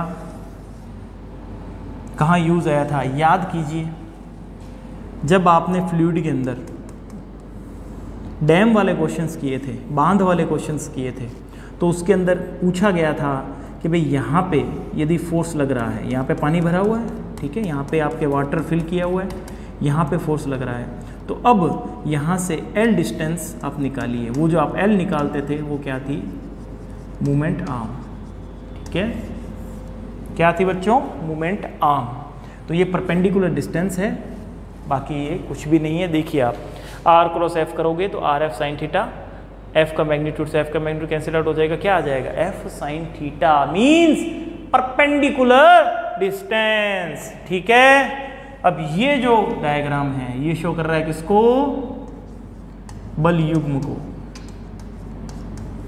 ठीक है, किसको शो कर रहा है, बल युग्म को। कैसे, अब देखिएगा, यदि मैं O के about Newton's law of motion लगवाऊंगा तो F इधर लग रहा है, F इधर लग रहा है, नेट फोर्स क्या आ रहा है, 0। लेकिन यदि दो बराबर बल लग रहे हों और वो बल ऐसे लग रहे हों कि उनका नेट जो F नेट आ रहा है वो तो 0 आ रहा है, लेकिन वो किसी एक्सिस के अबाउट रोटेशन का इफेक्ट दे रहे हो, क्या कर रहे हो, रोटेशन का इफेक्ट दे रहे हो, उनको हम क्या बोलेंगे, बल युग्म। ये बेसिकली आप देखोगे तो F D ये टॉर्क ही प्रोड्यूस करेंगे, देखिएगा ध्यान से, F D, क्यों, क्योंकि देखिए नेट ये इधर घुमा रहा है, तो F D by 2, ये क्या लिखूंगा मैं, F D by 2 प्लस में F D by 2 equal to torque, दोनों को जोड़ दीजिए, कितना आ जाएगा, F D टॉर्क। तो एक बल ले लीजिए और उनके बीच की डिस्टेंस ले लीजिए, तो ये टॉर्क आ जाएगा। बात समझ में आ रही है, क्या बोलेंगे इसको, फोर्स कपल, बल युग्म। तो ये रोटेशन का इफेक्ट जनरेट करवाते हैं ये, ठीक है। और दो इक्वल फोर्सेज हैं, जिनकी डायरेक्शन जस्ट अपोजिट है, और ये किसी पॉइंट के अबाउट किसी रिजिड बॉडी में क्या करवा सकते हैं, रोटेशन का इफेक्ट जनरेट करवा सकते हैं, उनको हम क्या बोलेंगे, बल युग्म। बात समझ में आ रही है, मेन पॉइंट सारे मैंने ले लिए हैं यहाँ पे। आगे चलें, देखिएगा क्वेश्चन करते हैं। A rod of mass m and length L is placed in a horizontal plane with one end hinge about the vertical axis। अब देखिए हॉरिजॉन्टल प्लेन का मतलब ये नहीं है कि ऐसे हॉरिजॉन्टल रखा हुआ है, ठीक है ना, आपको कैसे माना, टेबल के ऊपर ऐसे रखा हुआ हॉरिजॉन्टल, और एक एंड है वो यहाँ पे मैंने हिंज कर रखा है, ऐसे टेबल पे पड़ा है, और एक हैंड मैंने ऐसे हिंज कर रखा है, ऐसे हिंज कर दिया, ठीक है बच्चों। अब जो फोर्स है, फोर्स कितना लग रहा है, mg/2। अब ये आपको ऐसे नहीं लेना है, टेबल के ऊपर लेना है, ठीक है। डिस्टेंस कितनी है 5l/6, तो 5l/6, ठीक है बच्चों। तो ये हिंज कर रखा है। अब मैं कौन सा फोर्स लगा रहा हूँ, वर्टिकल फोर्स लगा रहा हूँ, ठीक है, कोई दिक्कत नहीं है। अब देखिए डिस्टेंस कितनी ले ली 5l/6, फोर्स कितना मैं लगा रहा हूँ mg/2, ठीक है। तो हिंज पॉइंट से, ध्यान दीजिएगा, हिंज पॉइंट से डिस्टेंस कितनी है परपेंडिकुलर 5l/6, ठीक है। टॉर्क का फॉर्मूला लिख दीजिए, torque is equal to I alpha. अब आई अपन डिस्कशन करेंगे, थोड़ा सा पेशेंस रखें। तो टॉर्क यदि मैं लेना चाहूँ तो torque is equal to I alpha. Torque में क्या लिख दूंगा, f इंटू में परपेंडिकुलर डिस्टेंस, तो mg/2 इंटू में 5l/6 मैं लिख सकता हूँ, कोई दिक्कत नहीं है। और यदि एक रॉड यहाँ से हिंज हो तो मेरे पास मोमेंट ऑफ इनर्शिया निकल के आता है ml²/3, ठीक है बच्चों। कितना निकल के आता है ml²/3, और इंटू में क्या आ जाएगा अल्फा। एंगुलर एक्सेलरेशन पूछा है मेरे से, तो 2 को डायरेक्टली, सॉरी 2 नहीं, 2 तो ऐसे ही रहेगा, यहाँ से 2 को रिप्लेस कर दूँ और m से m उड़ जाएगा, l से l उड़ जाएगा, तो अल्फा मेरे पास कितना आ जाएगा 5g/4l। देखिएगा ध्यान से, 4 नहीं आएगा, ये वाला मैंने 2 अननेसेसरी उड़ा दिया, ठीक है बच्चों। तो ये 5g/4l, अल्फा क्या आ जाएगा 5g/4l, ठीक है बच्चों। अल्फा इक्वल टू 5g/4l, कोई दिक्कत नहीं है। चलिए बच्चों जरा सा मोमेंट ऑफ इनर्शिया के बारे में डिस्कशन स्टार्ट करें अपना। देखिए बच्चों, जैसे इनर्शिया आपके न्यूटन्स लॉ ऑफ मोशन में, या जनरली बोला जाए तो inertia F equal to ma वाली इक्वेशंस के अंदर यूज़ में होता था कि भाई इनर्शिया रिलेटेड टू मास, या फिर इनर्शिया जो है किसी बॉडी की सिचुएशन में चेंज होने के लिए, मीन्स वो कांस्टेंट वेलोसिटी से मूव कर रही है तो कांस्टेंट वेलोसिटी से मूव करती रहेगी, ठीक है। और यदि वो एक्सेलरेटेड है तो एक्सेलरेटेड ही रहना चाहेगी, रुकना नहीं चाहेगी। तो वो जितने भी रेसिस्टेंस प्रोवाइड कर रहा था, वो क्या प्रोवाइड कर रहा था, इनर्शिया, मतलब उसका मास। तो जिस हिसाब से जो अपने इनर्शिया जो एबिलिटी है रेसिस्ट करने की अपनी सिचुएशन में, या फिर स्टेट ऑफ मोशन के अंदर चेंज करने की जो एबिलिटी है मास की, ठीक है, मास से रिलेट करते थे उसको, तो वही एबिलिटी रोटेशन के अंदर क्या होती है, मोमेंट ऑफ इनर्शिया। कि कोई भी बॉडी को यदि आप रोटेट करवाना चाह रहे हो तो रोटेशन के अंदर मोमेंट ऑफ जो इनर्शिया है वो क्या करेगा, रेसिस्ट करेगा किसी बॉडी को कि वो रोटेट ना करे, ठीक है। तो रेसिस्ट करने के लिए इनर्शिया था अपने पास सिंपल मोशन के अंदर, और यहाँ पे क्या आ जाएगा, मोमेंट ऑफ इनर्शिया। ओके बच्चों, चलिए देखते हैं। अब सबसे बड़ी चीज आती है कि इसको कैलकुलेट कैसे करेंगे।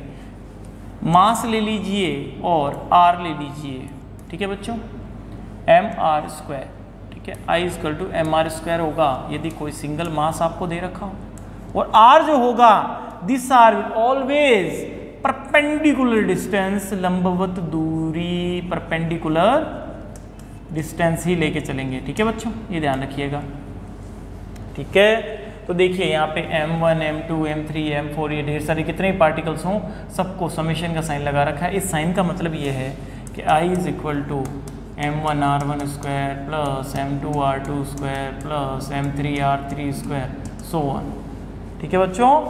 अब देखिएगा, यदि कोई बॉडी आपको दे रखी हो तो आप, मतलब रिजिड बॉडी दे रखी हो, तो आप मोमेंट ऑफ इनर्शिया कैसे निकालोगे, इनर्शिया dm इंटू में r², ये उस बॉडी के लिए इंटीग्रेशन का फॉर्मूला हो जाएगा। तो मोमेंट ऑफ इनर्शिया के साथ में एक और टर्म आती है, radius of gyration, radius of gyration, ठीक है बच्चों, जिसको कई बार घूर्णन त्रिज्या या फिर परिभ्रमण त्रिज्या भी बोल दिया जाता है। तो घूर्णन त्रिज्या से आप इसको याद रख सकते हैं। तो घूर्णन त्रिज्या के अंदर जैसे वहां सेंटर ऑफ मास का रोल होता था, वैसे ही यहाँ पे आपको लेके चलना है कि भाई इसके अंदर क्या करेंगे अपन, सारे के सारे मासेस को कंबाइंड करने के बाद में एक पार्टिकल मैं बना लूं, और उसको जिस डिस्टेंस के ऊपर, जिस आर के ऊपर, या फिर ये डिस्टेंस को मैं के बोल देता हूँ, यहाँ पे मैंने के बोलते जनरल, ठीक है। तो उसको मैं जिस परपेंडिकुलर डिस्टेंस के ऊपर रखूंगा वही क्या है, परिभ्रमण त्रिज्या या फिर घूर्णन त्रिज्या। मतलब क्या हुआ, जितने भी पार्टिकल थे सबको ऐड करके मास यहाँ टिका, ठीक है। अब ये घूमेगा तो ये सारे के सारे पार्टिकल जो घूमने से इफेक्ट दे रहे थे वही मेरे को ये देगा, ठीक है। अब ये जो है आपके जो रेडियस ऑफ गायरेशन है वो बॉडीज़ के लिए भी डिफाइन हो सकती है और सिस्टम ऑफ पार्टिकल्स के लिए भी डिफाइन हो सकती है, ठीक है। जैसे मान लो, लेट अज्यूम, अभी अपन पढ़ेंगे वैसे, लेकिन लेट अज्यूम के मान लो मेरे पास एक रिंग है, ठीक है। तो रिंग अपने सेंट्रल एक्सिस के अबाउट मूव कर रही है, ठीक है। तो इसके लिए आई जो होगा, आई क्या होगा मेरे पास, मान लीजिए मास इसका m है और रेडियस इसकी r है, आई होगा मेरे पास mr², ठीक है बच्चों। करना कुछ नहीं है आपको, मास इसका यही रहने देना है, यहाँ पे क्या लिखना है k², ठीक है। तो k² अपॉन में r² इक्वल टू 1, बात समझ में आ रही है। रिंग के लिए ये वैल्यू 1 आती है। अब जैसे जैसे आप मोमेंट ऑफ इनर्शिया निकालोगे वैसे वैसे इसको यूज़ कर सकते हो। तो k आपके क्या है, रेडियस ऑफ गायरेशन, घूर्णन त्रिज्या या फिर परिभ्रमण त्रिज्या। आगे देखते हैं। देखिए, दो तरह की थ्योरम्स हैं हमारे पास जिसको हम यूज़ कर सकते हैं। जैसे कोई बॉडी दे रखी है, जैसे मान लो आपको, मैं एक डिस्क ले लेता हूँ, ठीक है। अब डिस्क के यदि मैं सेंटर की बात करूँगा तो आप डायरेक्टली बता सकते हैं कि भाई mr²/2 होता है, मान लिया, ठीक है, कोई दिक्कत नहीं है। लेकिन यदि कोई मैं ऐसी एक्सिस बता दूँ, जैसे मैंने एक्सिस अब नए तरीके से डिफाइन करी इस डिस्क की एक्सिस, कि भाई मैं इसके अबाउट घुमाऊँगा। अब इस एक्सिस के अबाउट यदि वो आपको घुमाना है तो उस केस के लिए मोमेंट ऑफ इनर्शिया जो होगा वो आप कैसे निकालोगे, वो आप यूज़ करोगे पैरेलल एक्सिस थ्योरम, ठीक है बच्चों। तो पैरेलल एक्सिस थ्योरम एकदम सिंपल सा है कि इस जो भी बॉडी आपको दे रखी है, जनरली यहाँ मैंने बॉडी दे रखी है डिस्क को, तो इसके सेंटर ऑफ मास के अबाउट, जैसे ये आप इसका सेंटर ऑफ मास होगा, इसके सेंटर ऑफ मास अबाउट आप मोमेंट ऑफ इनर्शिया लिख दीजिए और प्लस के अंदर इसके मास को ले लीजिए, टोटल मास को, और जो एक्सिस आपको दे रखी है उस एक्सिस से इसके सेंटर ऑफ मास की जो डिस्टेंस है, ठीक है, डिस्टेंस से शॉर्टेस्ट डिस्टेंस आप बोल सकते हैं, फिर परपेंडिकुलर डिस्टेंस ले लो, ठीक है, जो भी डिस्टेंस आ रही है d, तो यहाँ पे आप md² लिख दीजिए। ये आपका क्या होगा, moment of inertia about this axis. तो यही है moment of inertia about a axis. तो इसके सेंटर ऑफ मास के अबाउट ले लिया अपन ने, ठीक है, बॉडी के सेंटर ऑफ मास के अबाउट, और बाद में इस टोटल का मास मैंने क्या ले लिया, m, और साथ में क्या लिख दिया, इसकी डिस्टेंस कितनी थी, d², ठीक है। अब यदि कोई आपको दे रखी है लेमिना, लेमिना पर्टिकुलर आप यूज़ कर सकते हो शीट्स के लिए, ठीक है ना। शीट्स जो होती है, पट्टिकाएँ जितनी भी होती हैं, उनके लिए ज़्यादातर ये वर्ड यूज़ किया जाता है लेमिना। तो लेमिना जितनी भी होगी उसके लिए एक सिंपल सी थ्योरम और है जिसको अपन बोलते हैं perpendicular axis theorem. Perpendicular means यदि आपके पास इस एक्सिस का मोमेंट ऑफ इनर्शिया I1 है और इस एक्सिस का मोमेंट ऑफ इनर्शिया I2 है, ठीक है, तो इससे आप जैसे चाहे एक्सिस का मोमेंट ऑफ इनर्शिया निकाल सकते हैं, इसमें कोई दिक्कत वाली बात नहीं है, ठीक है। तो जेड एक्सिस के अबाउट, मतलब इसके जैसे चाहे मीन्स, लेकिन ध्यान रखना जैसे चाहे तो है, ठीक है ना, सॉरी, लेकिन ये परपेंडिकुलर एक्सिस है, तो मीन्स ये दोनों एक्सिस एक दूसरे के क्या होनी चाहिए, परपेंडिकुलर। तो तीसरी एक्सिस के अबाउट जब आप निकालोगे तो I_Z जो होगा वो I1 प्लस I2, जैसे चाहे नहीं निकाल सकते, सॉरी, फ्लो में हो गया, ठीक है। तो I_Z is equal to I1 plus I2, ये मैंने I_Z लिया है यहाँ पे। इस एक्सिस के अबाउट क्या होगा, I1 और I2 का प्लस। लेमिनास के लिए ज़्यादातर ये यूज़ में ली जाती है और ये सारी बॉडीज़ के लिए यूज़ में ले सकते हैं अपन, ठीक है। क्योंकि लेमिना के अंदर क्या है, पर्टिकुलर आप किसी एक्सिस के अबाउट, दो एक्सिस के अबाउट दी हुई होती है, तो परपेंडिकुलर एक्सिस यदि थर्ड एक्सिस के अबाउट निकालनी हो तो आपको I1 प्लस I2 करना है, सिंपल एकदम। शीट्स के लिए यूज़ में ली जाती है, वो आपके स्फेरिकल बॉडीज़ हो, डिस्क को, सारा यूज़ कर सकते हैं आप, हो जाएगा, कोई दिक्कत नहीं है। आगे चलते हैं। ये कुछ मोमेंट ऑफ इनर्शिया मैं आपके लिए लेके आया हूँ, तो प्लीज़ इन सारे की सारी टर्म्स हैं उनको याद करना है। जैसे मान लो कोई मास है पॉइंट r डिस्टेंस पे, तो mr², और कोई आपके रॉड दे रखी है, आपको मिड पॉइंट से घुमा रहे हैं, इसको ऐसे रोटेट करवा रहे हैं, तो mr²/12, और ये आपके एक रॉड दे रखी है और उसको यहाँ से एक सिरे से घुमा रहे हैं, तो ml²/3, जो मैंने यूज़ किया था 5g/4l वाले क्वेश्चन में। और ये आपके क्या है, एक थिन सिलेंडर है, थिन सिलेंडर हो, रिंग हो, दोनों के लिए सेम ही होगा mr², और थिक वॉल सिलेंडर हो जाता है उसके लिए चेंज हो जाएगा mr1² प्लस r2², ठीक है बच्चों। और इसके लिए mr²/2, और यदि आपके सॉलिड सिलेंडर है, अबाउट एन एक्सिस दे रखा है, तो mr²/4 प्लस के अंदर 1/12 ml²। यदि स्फीयर दे रखा है सॉलिड तो 2/5, और होलो स्फीयर दे रखा है तो 2/3 mr²। ये कहाँ से है, स्फीयर को तो चाहे कहीं से घुमा लो, सेम ही आएगा। अब रिंग दे रखी है मेरे को, यदि रिंग को मैं ऐसे घुमाऊंगा तो कितना आएगा mr², और यदि मैं ऐसे घुमाता हूँ इसके व्यास के अबाउट तो कितना आएगा mr²/2। ठीक है बच्चों, ये 2 कहाँ से आया देखिएगा, ये वाले एक्सिस के अबाउट में घुमा रहा हूँ, ठीक है, और इस एक्सिस के अबाउट मेरे पास क्या आता है mr²। याद कीजिए इस एक्सिस के अबाउट और इस एक्सिस के अबाउट, दोनों एक्सिस एक दूसरे के क्या होनी चाहिए परपेंडिकुलर। तो इस एक्सिस के अबाउट यदि mr²/2 होगा, इस एक्सिस के अबाउट यदि mr²/2 होगा, ठीक है, तो इस एक्सिस के अबाउट क्या होगा mr²/2 प्लस में mr²/2। कौन सी थ्योरम लगी, परपेंडिकुलर एक्सिस थ्योरम। ठीक है, ये आपके लेमिना है और वो आपके कोन है 3/10 mr²। कोन आपके जनरली पूछा नहीं जाता लेकिन फिर भी ध्यान दीजिएगा। आगे चलें, अब देखिए thin wire of length L and uniform linear mass density rho. Uniform linear mass density दे रखी है रो मेरे को, is bent into a circular loop with centre O as shown. The moment of inertia of the loop about the axis x is. अब देखिए moment of inertia तो इसने पूछा है लेकिन ना तो इसने r यूज़ किया है, ठीक है, तो अपने को क्या करना पड़ेगा, रिलेशन निकाल करके फिर गेम खेलना पड़ेगा। तो एक्सिस मेरे पास ये दे रखी है, ये मैंने ले लिया लूप, ये x एक्सिस x ओके बच्चों, तो ये है 0 पे, कोई दिक्कत नहीं है, 0 पे है। अब मेरे पास रिलेशन क्या क्या आ सकते हैं, लेंथ कितनी है मेरे पास L को मैंने किस में किया है 2πr, तो r मेरे पास क्या आ जाएगा L/2π। बात समझ में आ रही है। और यूनिफॉर्म क्या है, देखिए ध्यान से, यूनिफॉर्म लीनियर मास डेंसिटी है, ठीक है, तो यूनिफॉर्म लीनियर मास डेंसिटी हो तो मास कितना आ जाएगा मेरे पास, डेंसिटी इनटू में लेंथ, लेंथ कितनी है 2πr। ठीक है बच्चों, ठीक है ना, लेंथ कितनी है मेरे पास 2πr, और r यहाँ से मेरे पास कितना आ गया L/2π, तो ये बेसिकली मेरे पास हो जाएगा ρL। ठीक है, अब देखिएगा इस एक्सिस के अबाउट निकालिए पहले। इस एक्सिस के अबाउट मैंने आपको बताया था क्या होता है mr²/2। ठीक है, यहाँ पे मैं कौन सी थ्योरम लगाऊंगा, पैरेलल एक्सिस थ्योरम। ठीक है, मैं कभी पैरेलल एक्सिस थ्योरम को डिनोट करता हूँ तो ऐसे, और परपेंडिकुलर को डिनोट करता हूँ तो ऐसे। ठीक है, तो पैरेलल एक्सिस थ्योरम लगाई मैंने, तो ये तो क्या है, इसके सेंटर ऑफ मास से जो एक्सिस गुजर रही है उस पर जो मोमेंट ऑफ इनर्शिया क्या आ जाएगा mr²/2।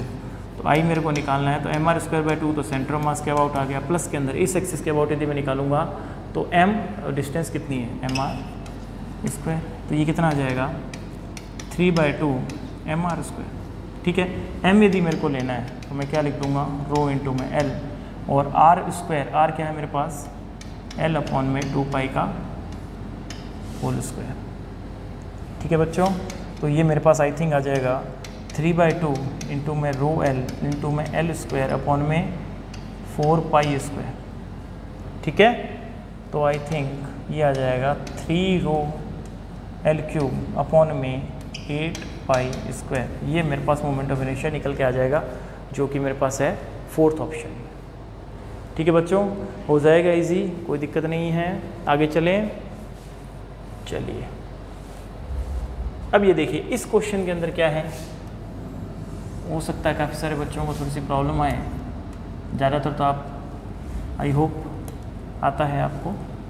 अब देखिएगा, आपको इस टोटल का मोमेंट ऑफ इनर्शिया निकालना है O के अबाउट। एक वायर को अपन ने बेंड कर दिया है, ठीक है ना, तो ये जो मैं एक क्या करता हूँ, इस हाफ सेक्शन को ले लेता हूँ, उसका 2 टाइम्स कर दूंगा।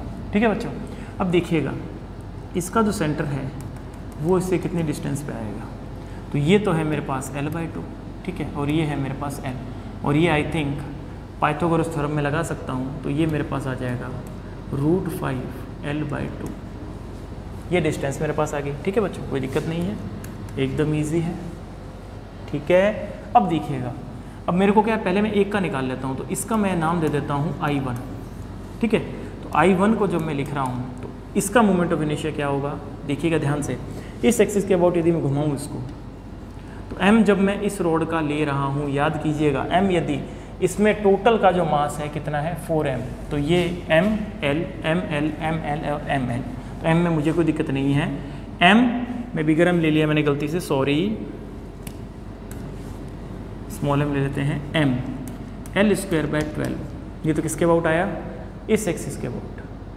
अब ये जो डिस्टेंस है इसको ले लो m√5l/2 का होल स्क्वायर, ये तो इसका आ गया।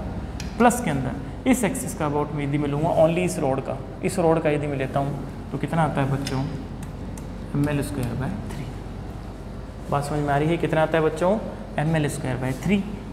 तो यहाँ पे देखिए ml²/12 प्लस के अंदर 5, ठीक है, 5 तो आ जाएगा बाहर, ml²/4 प्लस में ml²/3। वापस मैंने बिगर एम कर दिया, स्मॉल एम बिगर एम में थोड़ी सी मेरे को रहती है प्रॉब्लम, मैं फ्लो के अंदर फिर बड़ा ही लिख देता हूँ कई बार। ठीक है बच्चों, ml² कॉमन ले लो,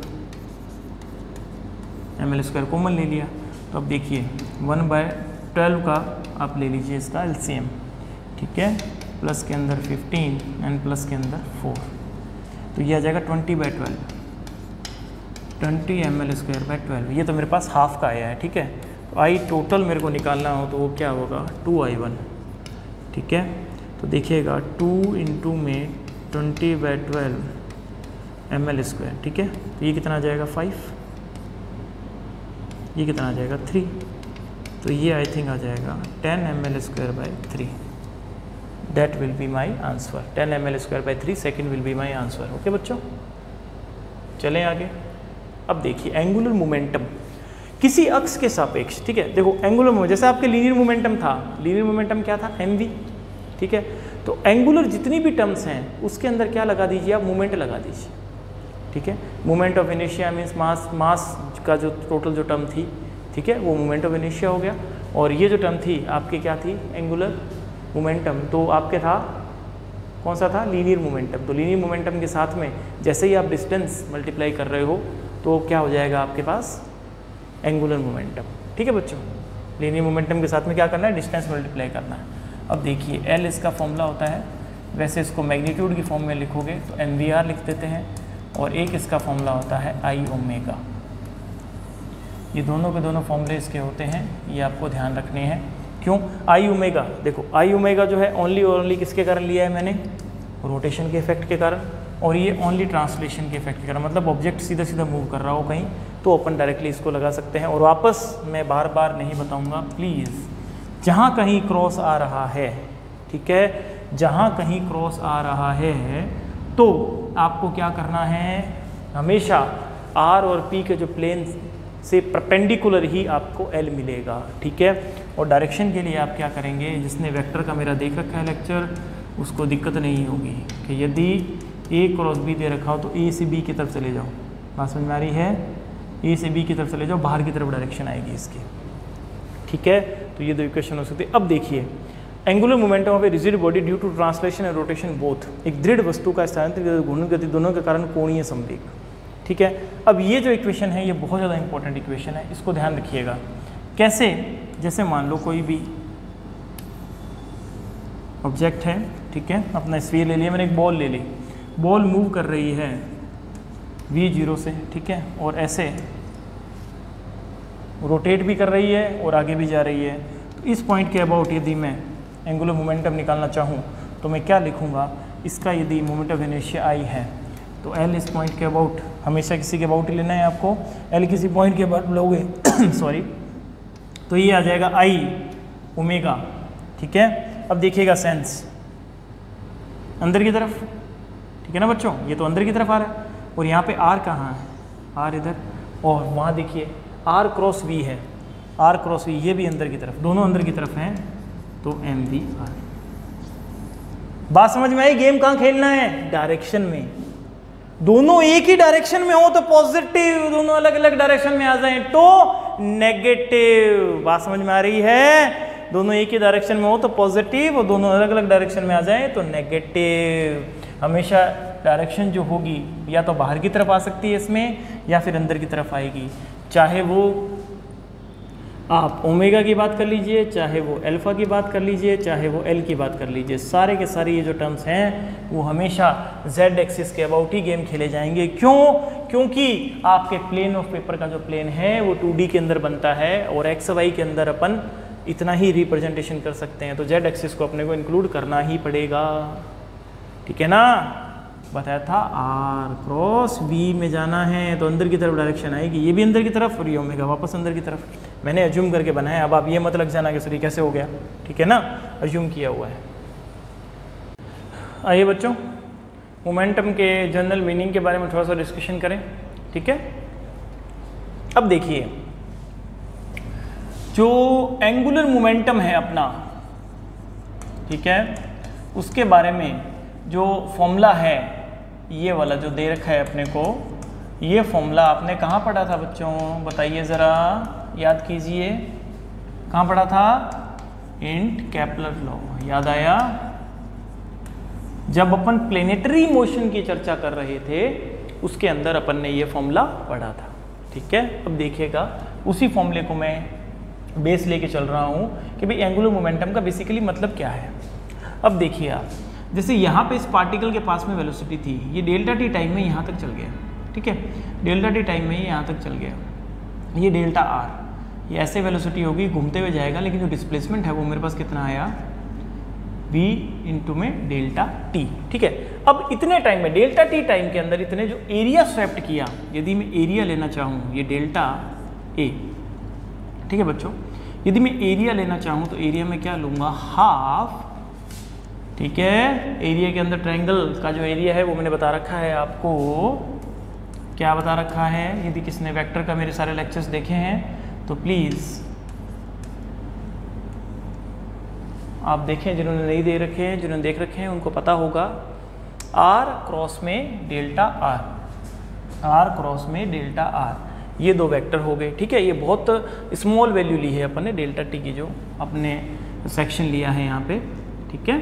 अब देखिएगा आप, delta A by delta T, ठीक है, 1/2 R cross delta R by delta T, क्या मैंने सही लिखा है, ठीक है। अब delta R by delta T क्या है, देखिए वी है, ठीक है, 2 आर क्रॉस, ये क्या बन जाएगा, वी, बात समझ में आ रही है। अब ऊपर नीचे एम से मल्टीप्लाई कर दीजिए, 2m, m अंदर मल्टीप्लाई होगा तो यहाँ पे ये एम वी, ठीक है बच्चों।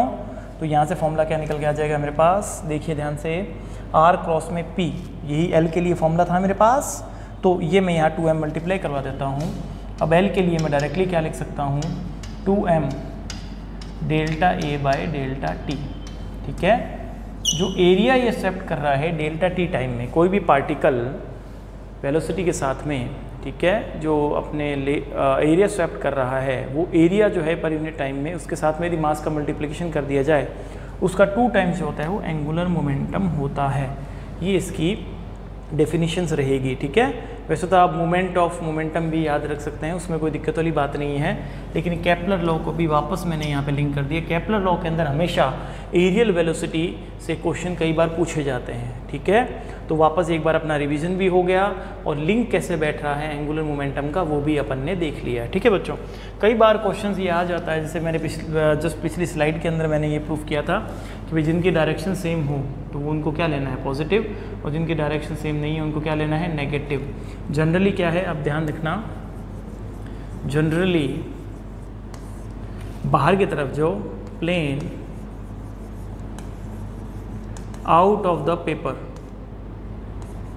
ठीक है, बाहर की तरफ जो होता है वो डायरेक्शन क्या ली जाती है, पॉजिटिव, ठीक है बच्चों। मतलब प्लस जो z कैप है आपका, या फिर प्लस k कैप ले लीजिए आप, ठीक है ना, सॉरी, प्लस k कैप ले लीजिए, प्लस k कैप आप जो लेके चल रहे हो वो क्या होगा, पॉजिटिव z एक्सिस, ठीक है बच्चों, पॉजिटिव z एक्सिस बाहर की तरफ। तो हमेशा जनरली इसी डायरेक्शन को क्या माना जाता है, पॉजिटिव। तो अपन क्या कह सकते हैं कि एंटी क्लॉकवाइज जो सेंस है, ठीक है, एंटी क्लॉकवाइज जो सेंस है, मीन्स वामावर्त जो सेंस है वो क्या बना जाएगा, पॉजिटिव, और क्लॉकवाइज जो सेंस है वो क्या बना जाएगा, नेगेटिव। जनरल केस के अंदर हमेशा ध्यान दीजिएगा। तो यदि मैं प्रीवियस स्लाइड की बात करूं तो देखिएगा प्रीवियस स्लाइड से कि यदि ये दोनों तो पॉजिटिव क्यों हुए, नेट जो एंगुलर मोमेंटम आएगा वो क्या आएगा, नेगेटिव, ठीक है ना, जनरल सेंस की यदि बात करूंगा। लेकिन ये दोनों पॉजिटिव इसलिए हुए क्योंकि इन दोनों की डायरेक्शन क्या थी, सेम। मैंने ये कंडीशन एज्यूम की थी और उस एज्यूम के बाद में मैंने आपको वो वाला फॉर्मूला लिखने का तरीका बताया था, ठीक है। अब आगे चलें, ये याद रह जाएगा भाई, इंपॉर्टेंट पॉइंट था, इंक्लूड करते हुए चल रहे हैं अपन सारे इंपॉर्टेंट पॉइंट। अब रोटेशनल काइनेटिक एनर्जी। अब देखिए बच्चों, कोई भी ऑब्जेक्ट है वो किसी पर्टिकुलर एक्सिस के अबाउट रोटेट कर रहा हो तो इसके पास जो काइनेटिक एनर्जी है वो आएगी हाफ आई ओमेगा स्क्वायर, जो भी इसकी एंगुलर वेलोसिटी है उसके साथ में, ठीक है। आपको क्या उसके स्क्वायर को मल्टीप्लाई करना है उसके मोमेंट ऑफ इनर्शिया से, ठीक है। तो इसको आप रिलेट कर सकते हो हाफ एम वी स्क्वायर से। याद कीजिए मैंने क्या कहा था, आप इनर्शिया से आप मोमेंट ऑफ इनर्शिया को रिलेट कर सकते हैं, ठीक है। तो इनर्शिया को किसके इक्विवेलेंट माना जाता है, एम के इक्विवेलेंट। तो इनर्शिया यहाँ यदि एम है तो यहाँ पे आई मोमेंट ऑफ इनर्शिया, तो ये डायरेक्टली लिंक हो रहा है, ठीक है बच्चों। अब यदि ये तो ऑब्जेक्ट क्या हुआ, मैंने किसी डिस्क को ऐसे घुमा रहा हूँ, ठीक है, तो उसके इसके लिए काम आ जाएगा। यदि किसी मैंने पॉइंट को हिंच कर रखा है, लेकिन यदि कोई बॉल है वो मूवमेंट कर रही है, बॉल आगे जा रही है, तो वो ट्रांसलेटरी मोशन भी कर रही है, ठीक है, और रोटेशन भी कर रही है। बात समझ में आ रही है। तो यदि ट्रांसलेटरी और रोटेशन दोनों के दोनों हो तो यहाँ पे इसकी जो अपने काइनेटिक एनर्जी है वो क्या लिखी जाएगी, half M V square plus में हाफ आई ओमेगा स्क्वायर, ये फॉर्मूला रहेगा। बस समझ में आ रही है। यदि आपसे ट्रांसलेशन पूछे, ओनली और ओनली ट्रांसलेशन, तो हाफ एम वी स्क्वायर, ठीक है, रोटेशन के अंदर, ठीक है, रोलिंग अलग केस आ जाता है वो। ट्रांसलेशन यदि आपसे पूछा जाए तो आप क्या बोलोगे, स्थानांतरिणी गति हाफ एम वी स्क्वायर और हाफ आई ओमेगा स्क्वायर किसके लिए आएगा, रोटेशन के लिए। बात समझ में आ रही है। तो यहाँ पे अब ज़्यादा नहीं किया है अपन ने, सिर्फ और सिर्फ सारी की सारी जो क्वांटिटीज़ अपने रिलेशन में आ रही थी पहले, ठीक है, पहले मास और वेलोसिटी को लेके चल रहे थे, अब सारी की सारी क्वांटिटीज़ को एंगुलर फॉर्म में कन्वर्ट कर दिया है बस। और मैंने यहाँ कोई भी इक्वेशन आपको जो अपने न्यूटन्स लॉ वाली इक्वेशन बताई नहीं है, क्योंकि वो मैंने सर्कुलर मोशन के अंदर ले ली थी। तो जिस हिसाब से मैं चल रहा हूँ उस हिसाब से मैंने कंप्लीट करवा चुका हूँ मैं ये पहले। इस क्वेश्चन में देखें बच्चों, दर्शाए अनुसार एक छोटा गोला ऊर्ध्वाधर तल में स्थित ट्रैक पर बिना फिसले लुढ़कता है। ट्रैक में एक भाग ऊंचा उठा हुआ है तथा एक भाग क्षैतिज है। क्षैतिज भाग धरातल से 1 मीटर ऊंचाई पर है तथा ट्रैक का ऊपरी सिरा धरातल से 2.4 मीटर ऊंचाई पर है। बी बिंदु के सापेक्ष धरातल का यह गोला किस दूरी पर गिरेगा। अब ये जो अज्यूम करके चल रहा है बच्चों, ये ध्यान दीजिएगा, यहाँ पे ये 1 है, ठीक है, ये अज्यूम करके चल रहा है यहाँ से यहाँ तक इसके पास mgh, यहाँ से लेकर के यहाँ तक इसके पास काइनेटिक एनर्जी गेन की होगी।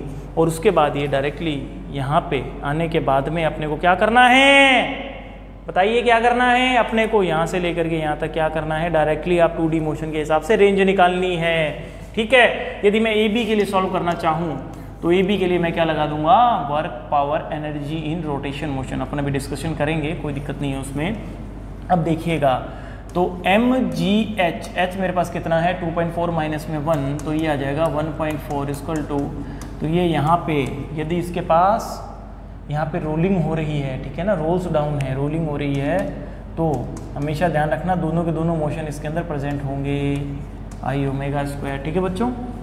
अभी के लिए रोलिंग मोशन अपन करेंगे, लेकिन जनरली आप अभी ये ध्यान रखो कि यदि रोल्स लिखा हुआ आ जाए तो काइनेटिक एनर्जी पूरी लिखनी है, रोटेशन भी होगी और ट्रांसलेशन भी होगी, स्थानांतरणीय भी होगी और घूर्णन भी होगी, ठीक है। अब देखिए half M V square plus में हाफ आई, अब याद कीजिए ओमेगा स्क्वायर, ओमेगा स्क्वायर क्या होता है, वी स्क्वायर अपॉन में आर स्क्वायर। बात समझ में आ रही है। अब देखिएगा हाफ एम वी स्क्वायर, ठीक है, ये आप क्या कर दीजिए, कॉमन ले लीजिए, तो 1 प्लस के स्क्वायर अपॉन में आर स्क्वायर, ये इक्वेशन आ जाएगी, ये आ जाएगा mg 1.4। अब रेडियस ऑफ गायरेशन मैं क्वेश्चन के अंदर ही पुट करके बता देता हूँ आपको। जैसे मान लो एक बॉल है, ये रोटेट कर रही है इस एक्सिस के अबाउट, ठीक है, तो बॉल यदि है तो आपके सॉलिड स्फीयर होगी, तो 2/5 ले लीजिए, M R square equal to M K square, ये वाला फंडा होता है रेडियस ऑफ गायरेशन में। तो एम के स्क्वायर आई है, ये भी आई है, बात समझ में आ रही है। लेकिन फ़र्क क्या है, यहाँ पे आप डायरेक्टली एक रिलेशन ले सकते हैं, आई इज इक्वल टू, मतलब दोनों के दोनों आई ही होंगे, ठीक है। अब देखिएगा आप, जैसे ही दोनों को दोनों इक्वल है, एम से एम कैंसिल आउट हो जाएगा, के स्क्वायर अपॉन में आर स्क्वायर का एक रेशियो आ जाएगा 2/5, ठीक है बच्चों, के स्क्वायर बाय आर स्क्वायर का एक रेशियो आ जाएगा जो है 2/5। तो आप एम से एम उड़ा दीजिए, तो 1.4 इंटू में 10, ठीक है, इंटू में 2 equal to V square 1 plus K square by R square 2/5। ठीक है बच्चों, अब ये कितना हो जाएगा 14 इंटू में 2 इक्वल टू वी स्क्वायर, ये हो जाएगा 5 प्लस में 2 7/5। ठीक है, ये 5 इधर चला जाएगा, 7 ये कट जाएगा, तो आई थिंक √20 इसका v आ जाएगा। तो v तो यहाँ पे यहाँ तक आने का v है। ठीक है, अब आगे जाएगा ये, और अपने को रेंज निकालनी है। रेंज के लिए क्या करते हैं अपन, u इंटू में टाइम, u कितना है √20 टाइम, इसके लिए कितना आएगा 2h/g, तो √20 इंटू में 2h कितना है 1, ये कितना है 10, 1 0 से 1 0 कैंसिल आउट हो जाएगा, तो I think 2 metre will be my answer. हो जाएगा बच्चों, इजी था। आगे चलें।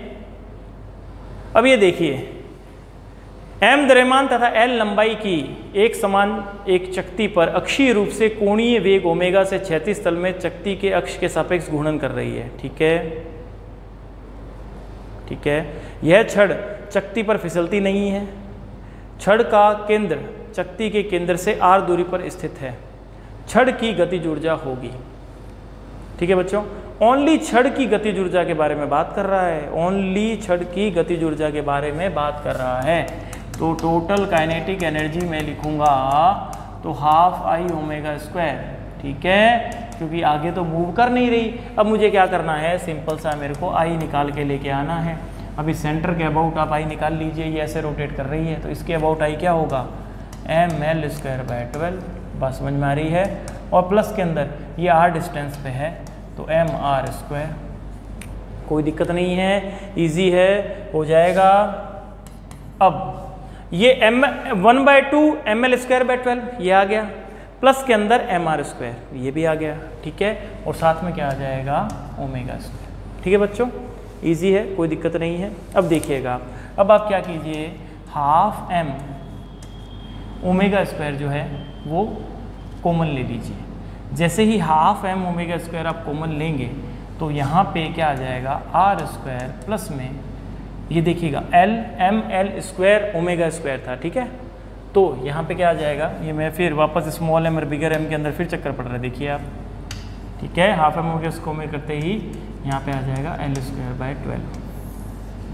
ठीक है बच्चों, तो आंसर क्या हो जाएगा, first will be your answer. हो जाएगा। आगे चलें। अब देखिएगा रोटेशन वर्क, देखो WPE यहाँ पे भी आप लगा सकते हो, लेकिन सारी की सारी टर्म्स जो है वो आपको एंगुलर फॉर्म में लिखनी होंगी। मतलब कोणीय जो टर्म्स हैं, कोणीय जो राशियाँ हैं वो सारी की सारी यहाँ पे इंक्लूड आप करवाओगे। ठीक है, तो वर्क डन, जैसे मान लो इंटीग्रेशन की फॉर्म में मैंने लिखा हुआ है वर्क डन θ1/θ2 से लेके θ1 अपन लेके गए हैं, और ये अपन ने टॉर्क लगाया है। ठीक है बच्चों, तो वर्क डन की डायरेक्टली मैं इधर लिखूँ तो τ ये हो सकती है वर्क डन की।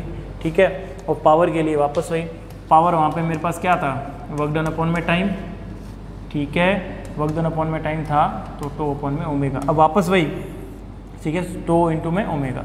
अब देखिएगा वर्क डन अपॉन में टाइम यदि आपने लिया है, ठीक है, तो वापस मैं समझा दूंगा कि भाई एनर्जी जो है, एनर्जी या फिर ऊर्जा आप ले रहे हो, तो ऊर्जा सारा का सारा रिलेशन आपके ऊर्जा की और किए गए कार्य की जो यूनिट होती है, जो आपके आप यूनिट लगाते हो, या फिर आप डायमेंशन भी बोल सकते हो, विमा जो होती है, यूनिट और डायमेंशन दोनों की दोनों सेम होती है। ठीक है, ऊर्जा के लिए और कार्य के लिए। तो यहाँ पे ऊर्जा भी हो सकती है, ऊर्जा पर यूनिट टाइम, या फिर किया गया कार्य पर यूनिट टाइम भी हो सकता है। ठीक है बच्चों, और एक और फॉर्मूला हो जाएगा टू external is equal to I/dω/dt। ये आपके पास कौन सा फॉर्मूला आ गया, फोर्स का। जैसे आप F = ma लिखते थे, याद कीजिए, वैसे ही ये फॉर्मूला आ गया। ठीक है बच्चों, और I⍵ क्या है मेरे पास, मोमेंटम। ये जो रिलेशन है ये वर्क से ना होकर के एक इक्वेशन थी। ठीक है, उस इक्वेशन को डायरेक्टली रिलेट किया है मैंने F = ma से। बात समझ में आ रही है। तो वर्क के अंदर यदि जो जो इक्वेशंस अपनी थी अपन एंगुलर फॉर्म के अंदर कन्वर्ट कर सकते हैं। ठीक है, तो वर्क एनर्जी जो थ्योरम है वो यहाँ पे भी पॉसिबल है। क्या, वर्क डन लिख दीजिए, work done is equal to change in rotation energy, ये भी आप यहाँ पे लिख सकते हो, कोई दिक्कत वाली बात यहाँ पे नहीं है। ठीक है बच्चों, किसी एक फोर्स ने जो वर्क किया है वो ये आ जाएगा आपके पास। आगे चलें। अब देखिए एंगुलर इम्पल्स, कोणीय आवेग, कोणीय आवेग। ठीक है बच्चों, अब होगा क्या, इसके अंदर किसी न किसी हिंज पॉइंट के अबाउट आवेग दिया जाएगा, या फिर आवेग इस अनुरूप दिया जाएगा कि वो सेंटर ऑफ मास पे ना हो। बात समझ रहे हो मेरी? यदि मैं आवेग इसके सेंटर ऑफ मास पे दे रहा हूँ तो ये लीनियर मोशन करेगा, क्योंकि रिजिड बॉडी की बात कर रहा हूँ। वहाँ पे आप सारे की सारी जो बात की थी आपने आवेग के बारे में, जितनी बात की थी वो ऑब्जेक्ट पर्टिकुलर एक पॉइंट मास के तौर पे बात की थी, ठीक है ना। लेकिन यहाँ पे मैं रिजिड बॉडी की बात कर रहा हूँ। रिजिड बॉडी के अंदर जब आप आवेग दोगे, जैसे मान लो ये पेन है, ठीक है ना, मैंने इसको आवेग दिया यहाँ पे, तो जब मैं आपको यहाँ आवेग दूंगा तो ये देखिए ये सिंपल लीनियर मोशन करेगा, ठीक है। लेकिन यदि मैं यहाँ आवेग दूंगा तो ये लीनियर भी करेगा और साथ में रोटेशन इफेक्ट भी इसका आएगा, घूर्णन इफेक्ट भी इसका जनरेट होगा। ठीक है बच्चों, तो वापस मैं याद दिला दूं कि एंगुलर जो इम्पल्स है वो कोणीय इफेक्ट मतलब प्रोड्यूस करता है, ठीक है। और इम्पल्स का मतलब आपको पता ही होगा कि जो फोर्स जिसकी वैल्यू बहुत ज़्यादा हो, लेकिन जो टाइम इंटरवल जो है, टाइम ड्यूरेशन है जिसके अंदर फोर्स लग रहा है वो बहुत ज़्यादा कम हो, तो उसको अपन क्या बोलेंगे, इम्पल्स। ठीक है, बात समझ में आ रही है? तो यहाँ पे इसने F लिया हुआ है, ठीक है ना। तो यहाँ पे टॉर्क मतलब फोर्स लगा दो, फोर्स से टॉर्क प्रोड्यूस करवा दो, लेकिन जो टॉर्क जो एक्सटर्नल है जो भी लग रहा हो उसका जो टाइम ड्यूरेशन है वो बहुत कम होगा। मीन्स आप कह सकते हो जैसे वहाँ कहा था, यहाँ पे क्या कह देंगे, change in angular momentum, momentum is impulse. बात समझ में आ रही है? कौन सा इम्पल्स? एंगुलर। मीन्स कोणीय संवेग, संवेग में परिवर्तन, ये क्या बोला जाएगा, कोणीय आवेग। आप ये कह सकते हो, कोई दिक्कत नहीं है, ठीक है। अब यदि कोई निकाय अपन ने ऐसा ले रखा है जो विलगित है, विलगित का मतलब ये है कि F external is 0, F external is 0, ठीक है। अब ये जो इम्पल्स है ना, ये पर्टिकुलर क्या ओनली मोमेंटम का चेंज के तौर पे ही काउंट किया जाएगा, क्योंकि इसके अंदर डेल्टा टी का ड्यूरेशन बहुत ज़्यादा छोटा है। बात समझ में आ रही है? यदि F एक्सटर्नल 0 है तो जो आपके एंगुलर जो मोमेंटम होता है वो हमेशा कांस्टेंट रहेगा, ठीक है, जैसे कि लीनियर मोमेंटम भी कांस्टेंट रहता था। बात समझ में आ रही है? ये क्या है, एंगुलर मोमेंटम कंजर्वेशन, संवेग संरक्षण का नियम, कि यदि एक्सटर्नल फोर्स 0 है, ठीक है, तो आपका L हमेशा कांस्टेंट रहेगा, कोणीय संवेग सदैव नियत रहेगा। ये एंगुलर मोमेंटम कंजर्वेशन है, ध्यान रखना सदैव। कैसे? जैसे मान लो वो वाले क्वेश्चन नहीं होते थे कि एक अपने चकती होती थी, ठीक है, एक वो ऐसे ऐसे घूमती थी और उसके बीचों बीच अपन खड़े हैं, ठीक है, और एक बार अपन ने डंबल ऐसे कर लिए और एक बार अपन ने डंबल ऐसे कर लिए। अब डंबल ऐसे और ऐसे करने के अंदर क्या हो गया, आई चेंज हो गया, और आई चेंज होने के हिसाब से क्या हो गया, एंगुलर मोमेंटम चेंज हो गया, ठीक है ना। चेंज नहीं हुआ, एंगुलर मोमेंटम चेंज नहीं हुआ। जिन्होंने यस बोला वो गड़बड़ घोटाला है भाई, उनके साथ गड़बड़ चल रही है, उनका ध्यान कहीं और है। एंगुलर मोमेंटम चेंज नहीं होगा, ठीक है, या फिर यूँ कर सकते हैं नेवर चेंज, मतलब delta angular momentum is equal to 0, ठीक है। एंगुलर मोमेंटम चेंज नहीं होगा, तो चेंज नहीं होने से क्या लिख सकते हैं अपन, एंगुलर मोमेंटम पहले वाला और एंगुलर मोमेंटम बाद वाला, ठीक है। वो वाला कैसे याद दिला रहा हूँ मैं, जो चकती के ऊपर अपन खड़े हैं, ठीक है, तो अपन क्या लिख सकते हैं, I1 ओमेगा इनिशियल और I फाइनल और ओमेगा फाइनल, ठीक है, ये रिलेशन भी अपन लिख सकते हैं। आगे चले, अब देखिए क्वेश्चन आ गया, a uniform rod AB of mass m and length L is at rest on a smooth horizontal surface, ठीक है। अब an impulse P is applied to the end B end के ऊपर अपन ने एक इम्पल्स लगाया है। The time taken by the rod to turn through a right angle is, ठीक है। अब देखिए आप, ऐसे मैंने हॉरिजॉन्टल के ऊपर रखा हुआ है इसको, ठीक है बच्चों। ये मैंने लगा रखा है P इम्पल्स, ठीक है बच्चों। अभी मैं P इम्पल्स लगाता हूँ तो P इम्पल्स के साथ में सबसे पहले मैं क्या करूँगा, लीनियर वेलोसिटी लेके आऊँगा इसके साथ में, क्योंकि ये देखो इम्पल्स इधर लग रहा है, ये इधर लग रहा है, तो मैं क्या लिखूँगा, P is equal to mv centre of mass. तो v सेंटर ऑफ मास मेरे पास क्या हो जाएगा, P/m। बात समझ में आ रही है, v सेंटर ऑफ मास मेरे पास क्या हो जाएगा, P/m। अब जैसे ही v सेंटर ऑफ मास मेरा P/m आ गया, अब मैं क्या है एंगुलर फॉर्म में ले लेता हूँ कि P इंटू में L/2 मोमेंटम इंटू में लेंथ, ठीक है, मीन्स mvr, मैंने यही लिखा है, इक्वल टू क्या हो जाएगा, I ओमेगा। क्या ऐसा मैं लिख सकता हूँ, कोई दिक्कत नहीं है किसी को, आराम से लिख सकता हूँ, ठीक है। यहाँ से मेरे पास ओमेगा कितना निकल के आएगा, ओमेगा आ जाएगा P L/2 और I यहाँ पे क्या है, देखिए जब ये मूवमेंट करेगा तो अपन सेंटर ऑफ मास के अबाउट ही इसको घुमा दें, ठीक है ना, सेंटर ऑफ मास के अबाउट ही इसको घुमा देंगे, तो ml²/12, तो L से L उड़ जाएगा, ठीक है ना, P/L/2 L², हाँ L² ही तो आया, अच्छा ये 12 है, तो 12P में 2 ml, तो इससे 6 और उड़ा दो, तो 6P/ml ये आ जाएगा, ठीक है बच्चों। अब ये तो क्या आ गया मेरे पास, ओमेगा, ये तो मैंने सॉल्व करना बताया है कि अब लीनियर से भी आपको लेके चलना है और एंगुलर से भी लेके चलना है, लेकिन एंगल यदि आपको रोटेशन इसका निकालना है तो आप डायरेक्टली एंगुलर से ही चल सकते हैं।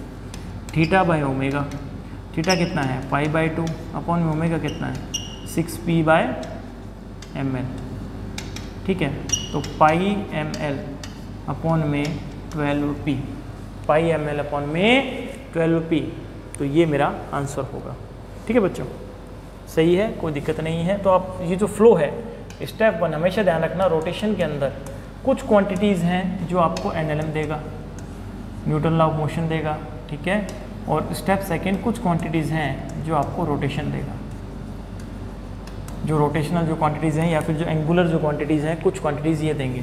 इन दोनों को मिक्सअप करने से ही आपके सारे क्वेश्चन हो जाएंगे, ठीक है। तो जो जो फाइंडिंग आपसे निकल रही है वो फाइंडिंग तो कम से कम निकालो फटाफट। देखो बच्चों, ये वाला क्वेश्चन चर्चा करें।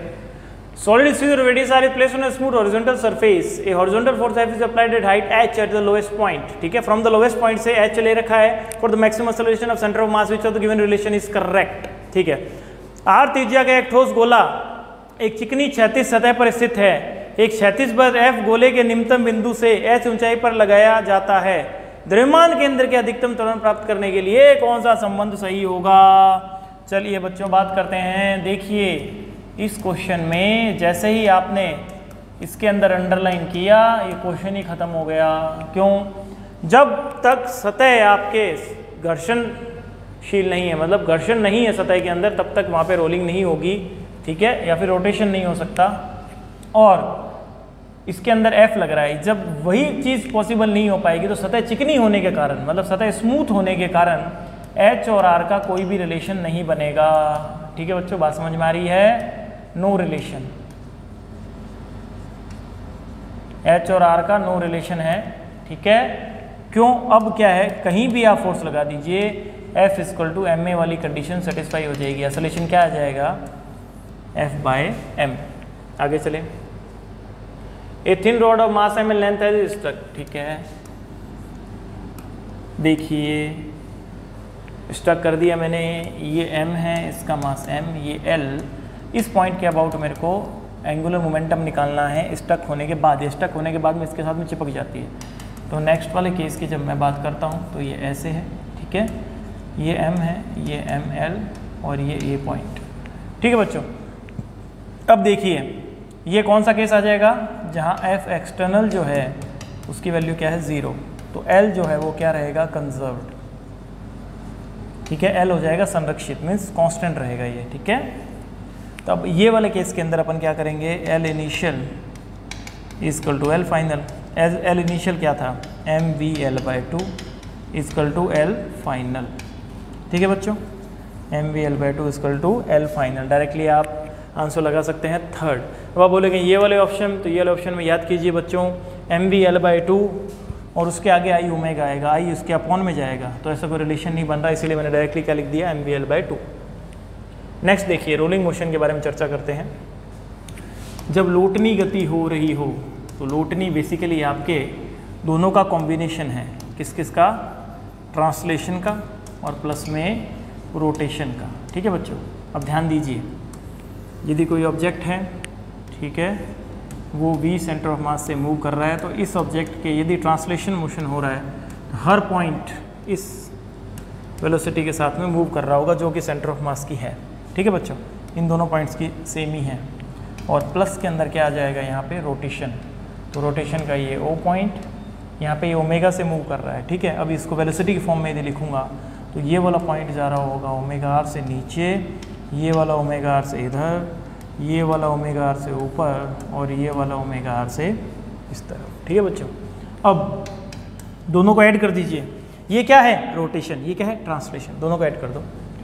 दोनों को जैसे ही आप ऐड करेंगे तो ध्यान दीजिएगा, ये नीचे की तरफ ओमेगा आर, ये सामने की तरफ v सेंटर ऑफ मास, ये सामने की तरफ v सेंटर ऑफ मास, ये पीछे की तरफ ओमेगा आर, ये इधर ओमेगा आर, ये इस तरफ v सेंटर ऑफ मास और ये इधर v सेंटर ऑफ मास और ये इधर ही ओमेगा आर। बात समझ में आ रही है बच्चों, इधर ही ओमेगा आर। तो प्योर रोलिंग या फिर शुद्ध लोटनी गति होने के लिए ध्यान दीजिएगा, ये वाली कंडीशन सेटिस्फाई होनी ज़रूरी है। कौन सी कंडीशन, ये देखो, ये तो रिलेशन बन गया। अब यदि आपने इसको कहाँ रख रखा है, सरफेस पे रख रखा है, जिसके पास वेलोसिटी भी 0 है और ए भी 0 है। ठीक है, तो अब यहाँ पे क्या आएगा, v = r ओमेगा वाली कंडीशन सेटिस्फाई होनी ज़रूरी है और a = r अल्फा वाली कंडीशन भी सेटिस्फाई होनी ज़रूरी है। ठीक है, अब यहाँ पे a क्या है, a सेंटर ऑफ मास। बात समझ में आ रही है। तो जैसे मैंने v का बनाया, ये a centre of mass, a centre of mass, a centre of mass, a centre of मास और ये alpha r alpha r alpha alpha, वैसे ही एक और बन जाएगा। ठीक है, अब यदि सरफेस के पास में वेलोसिटी हो और या फिर सरफेस के पास में एक्सेलरेशन हो तो क्या रिलेशन बनेंगे, उसके लिए डायग्राम 1 और 2 देखिए आप। यदि सरफेस के पास में वेलोसिटी और एक्सेलरेशन है तो वो क्या है, नेट इफेक्ट आता है। कैसे, जैसे यहाँ पे ये आगे जा रहा है तो v centre of mass minus omega R equal to u, एक रिलेशन इसका ये बन जाएगा। ठीक है, और इस वाले की यदि मैं बात करूँगा तो देखिएगा ध्यान से, आगे की तरफ क्या लग रहा होगा, a सेंटर ऑफ मास, पीछे की तरफ क्या लग रहा होगा, अल्फा आर, तो a centre of mass minus में alpha R equal to a, ये a नीचे वाले स्लैब का है। ठीक है, और रोलिंग के अंदर यदि आप चर्चा करना चाहते हो काइनेटिक एनर्जी की तो वापस वही ध्यान रखना, हाफ mv² सिंपल अपन लेके चले थे, लेकिन ये जो v सेंटर ऑफ मास की जो एग्जैक्ट है ये हमेशा याद रखना कि भाई I जो आपको निकालना है वो सेंटर ऑफ मास के अबाउट निकालना है, v जो आपको लेना है वो सेंटर ऑफ मास का ही लेना है। आगे चले, अब देखिए लोटनी गति में घर्षण की भूमिका। अब देखिए फ्रिक्शन का रोल क्या है बेसिकली, देखिए फ्रिक्शन क्या करेगा, इन दोनों रिलेशन को सेटिस्फाई करवाएगा। किसको, v = r ओमेगा हो जाए, यदि सरफेस की बात कर रहे हैं अपन। ठीक है ना, सरफेस के लिए किसी भी सरफेस के ऊपर, किसी भी सतह के ऊपर यदि अपन लोटनी गति करवाना चाहते हैं तो v = r ओमेगा और a = r अल्फा, ये दोनों रिलेशन को ये सेटिस्फाई करवाएगा। यदि किसी जगह v ज़्यादा है और ओमेगा कम है तो ये ओमेगा को बढ़ाएगा, ये इस हिसाब से लगेगा कि ओमेगा बढ़ जाए, और किसी जगह यदि ओमेगा ज़्यादा है और v कम है तो ये इस हिसाब से लगेगा कि v बढ़ जाए। लेकिन फाइनली v = r ओमेगा और a = r अल्फा वाली कंडीशन सेटिस्फाई हो जाए। कौन सी सरफेस के लिए, जहाँ v = 0 है या फिर धरातल आप बोल सकते हो और a b = 0 है। बात समझ में आ रही है। अब सॉल्व कैसे करना है उसके स्टेप मैंने दे रखे हैं। स्टेप 1 मैंने आपको पहले ही बताया था, हमेशा क्या लगाइए, NLM। NLM से क्या इक्वेशन आएगी, F माइनस F। ठीक है, F माइनस F, ये छोटे वाला फ्रिक्शन, तो F minus F equal to MA। A क्या आएगा अभी, ये सेंटर ऑफ मास। NLM से जो भी आप निकाल रहे हो वो सेंटर ऑफ मास को देना है, बस ये ध्यान रखना। ठीक है, सेकंड क्या लगाएंगे आप, रोटेशन वाले फंडे लगा दीजिए। रोटेशन वाले मीन्स टॉर्क लगाना है। अब तो टॉर्क देखिए आप, सेंटर ऑफ मास के बाद टॉर्क देखिए, FR equal to I alpha, alpha से रोटेट कर रहा है। अब अल्फा क्या होगा, A centre of mass upon में R, ये अपने को पता है पहले से, तो F का अपने पास वैल्यू आ सकती है I A centre of mass upon में R²। ठीक है, अब ये जो फ्रिक्शन की जो वैल्यू है इसके फॉर्मूला ध्यान दीजिएगा, F 1/1 प्लस mr²/i, और यहीं से यदि मैं म्यू मिनिमम देखूं, ये क्यों रिक्वायर्ड है? म्यू मिनिमम रिक्वायर्ड है लोटनी गति होने के लिए, बात समझ में आ रही है? लोटनी गति होने के लिए F/में नॉर्मल, तो F/mg, और साथ के अंदर ये वाली इक्वेशन ये चली रही है इसकी, ठीक है बच्चों, कोई दिक्कत नहीं है। मैंने फ्रिक्शन की जगह ये वैल्यू रखी है, mr²/i। अब वापस अब बार बार यहाँ पे जो भी i यूज़ हो रहा है वो बेसिकली याद कीजिए mk² यूज़ में हो रहा है, बात समझ में आ रही है? रेडियस ऑफ गायरेशन को यूज़ करने के बाद में सॉल्व कर रहे हैं अपन, ठीक है? तो म्यू मिनिमम मीन्स इतना तो घर्षण गुणांक होना ही चाहिए, यदि इससे कम होगा तो लोटनी गति नहीं होगी, यदि इससे ज़्यादा हुआ तो चलेगा, कोई दिक्कत नहीं है। तो ये एक लिमिटिंग कंडीशन आ गई अपने पास, ठीक है? सॉल्व करें, ट्राई कीजिएगा आप सॉल्व करने की क्वेश्चंस को, ये वाली इक्वेशन ही यूज़ करनी है, फंडा यही रहेगा, NLM एंड रोटेशन, इन दोनों से क्वांटिटीज़ आपके पास निकल के आएगी। और लास्ट के अंदर यदि कोई रिलेशन आपको निकालना है तो ये R∝ या फिर V∝R⍵ वाला रिलेशन आप लोटनी गति के लिए काम में ले सकते हैं कि यदि लोटनी गति हो रही है तो, ठीक है? और इस कंडीशन में लोटनी गति है तो अपन ये दोनों रिलेशन काम में ले सकते हैं ऐसी सतह के लिए जिसका V भी 0 हो और A भी 0 हो। आगे चले, अब देखिए असलरेटेड प्योर रोलिंग, त्वरित लोटनी गति। त्वरित लोटनी गति मैं क्यों कह रहा हूँ? क्योंकि यदि आप किसी नत्तल के ऊपर इसको रखोगे तो नत्तल के ऊपर इसको रखने के कारण जो mg sin थीटा जो है वो तो हमेशा इसको त्वरण देगा ही देगा, इसीलिए इसको मैं क्या बोलूँगा? त्वरित लोटनी गति। बात समझ में आ रही है? अब इसके अंदर यदि आप A सेंटर ऑफ मास निकालना चाहेंगे तो अब इसके अंदर याद रखिएगा कि आप यहाँ पे mg sin थीटा अपॉन में m सेंटर ऑफ मास नहीं लिख करके क्या लिखोगे? सॉरी, m सेंटर ऑफ मास नहीं, ओनली m ऑब्जेक्ट का नहीं लिख करके अब रोटेशन का सेंस भी यहाँ पे काउंट किया जाएगा। तो ये जो इक्वेशंस हैं ये प्लीज़ आप याद रखिएगा, mg sin थीटा अपॉन में m प्लस i अपॉन में r², ठीक है? और i अपॉन में r² जो है यदि आप m से डायरेक्टली काटोगे तो A सेंटर ऑफ मास क्या आ जाएगा? g sin थीटा अपॉन में 1 प्लस i अपॉन में mr²। तो मैं यदि यहाँ पे A सेंटर ऑफ मास निकालना चाहूँ तो मैं g sin थीटा अपॉन में 1 प्लस k² r² भी लिख सकता हूँ, ठीक है? अब k² का रेशियो कैसे निकालना है?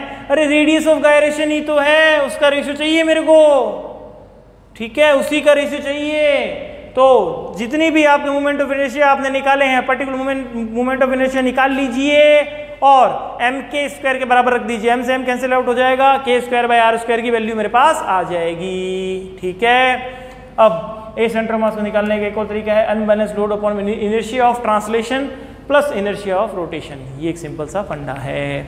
इनर्शिया ऑफ ट्रांसलेशन, ठीक है, स्थानांतरित गति के लिए कौन इनर्शिया देता है? m, और इनर्शिया ऑफ रोटेशन क्या होगा? I अपॉन में r², ठीक है बच्चों? याद रह जाएगा, कोई दिक्कत नहीं है। अब देखिए ये एक टेबल और मैंने आपको दे दी, body, moment of inertia, acceleration, F minimum और सारा, ठीक है? रिंग के लिए आप निकालोगे तो mr², तो g/2 sin थीटा लेके चलना है। F मिनिमम कितना होगा? mg sin थीटा/2। म्यू मिनिमम कितना होगा? tan थीटा/2, ठीक है? डिस्क और सिलेंडर के लिए mr²/2, 2g sin theta, mg sin theta and tan theta. ये वैल्यू आप याद रख सकते हैं। Sphere 2/5 mr², 5/7 g sin theta, 2/7 mg sin theta and 2 tan theta, ठीक है बच्चों? याद रख लोगे। आगे चलें। अब देखिए एक क्वेश्चन देखते हैं फटाफट। एक टेबल पर 3a त्रिज्या की एक वलय दृढ़ता से रखी हुई है, m द्रव्यमान तथा a त्रिज्या की एक छोटी वलय दर्शानुसार बिना फिसले लुढ़कती है, ठीक है? लोटनी गति है, इसको लुढ़कना भी कह सकते हैं। छोटी वलय को A बिंदु से छोड़ा गया है, जब यह निम्नतम बिंदु पर पहुंचेगी तब बड़ी वलय के केंद्र की चाल कितनी होगी? तब बड़ी वलय के केंद्र की चाल कितनी होगी, ये अपने को निकालना है बच्चों, ठीक है? चलिए ट्राई करना स्टार्ट करें। चलो देखो भाई, ये अपन ने बनाई बड़ी वलय, ठीक है बच्चों? ये मैंने बना ली छोटी वलय, ठीक है? ये आपके पास A, ये यहाँ पे मैंने m ले लिया, ठीक है बच्चों? अब लोटनी गति ही कर रही है।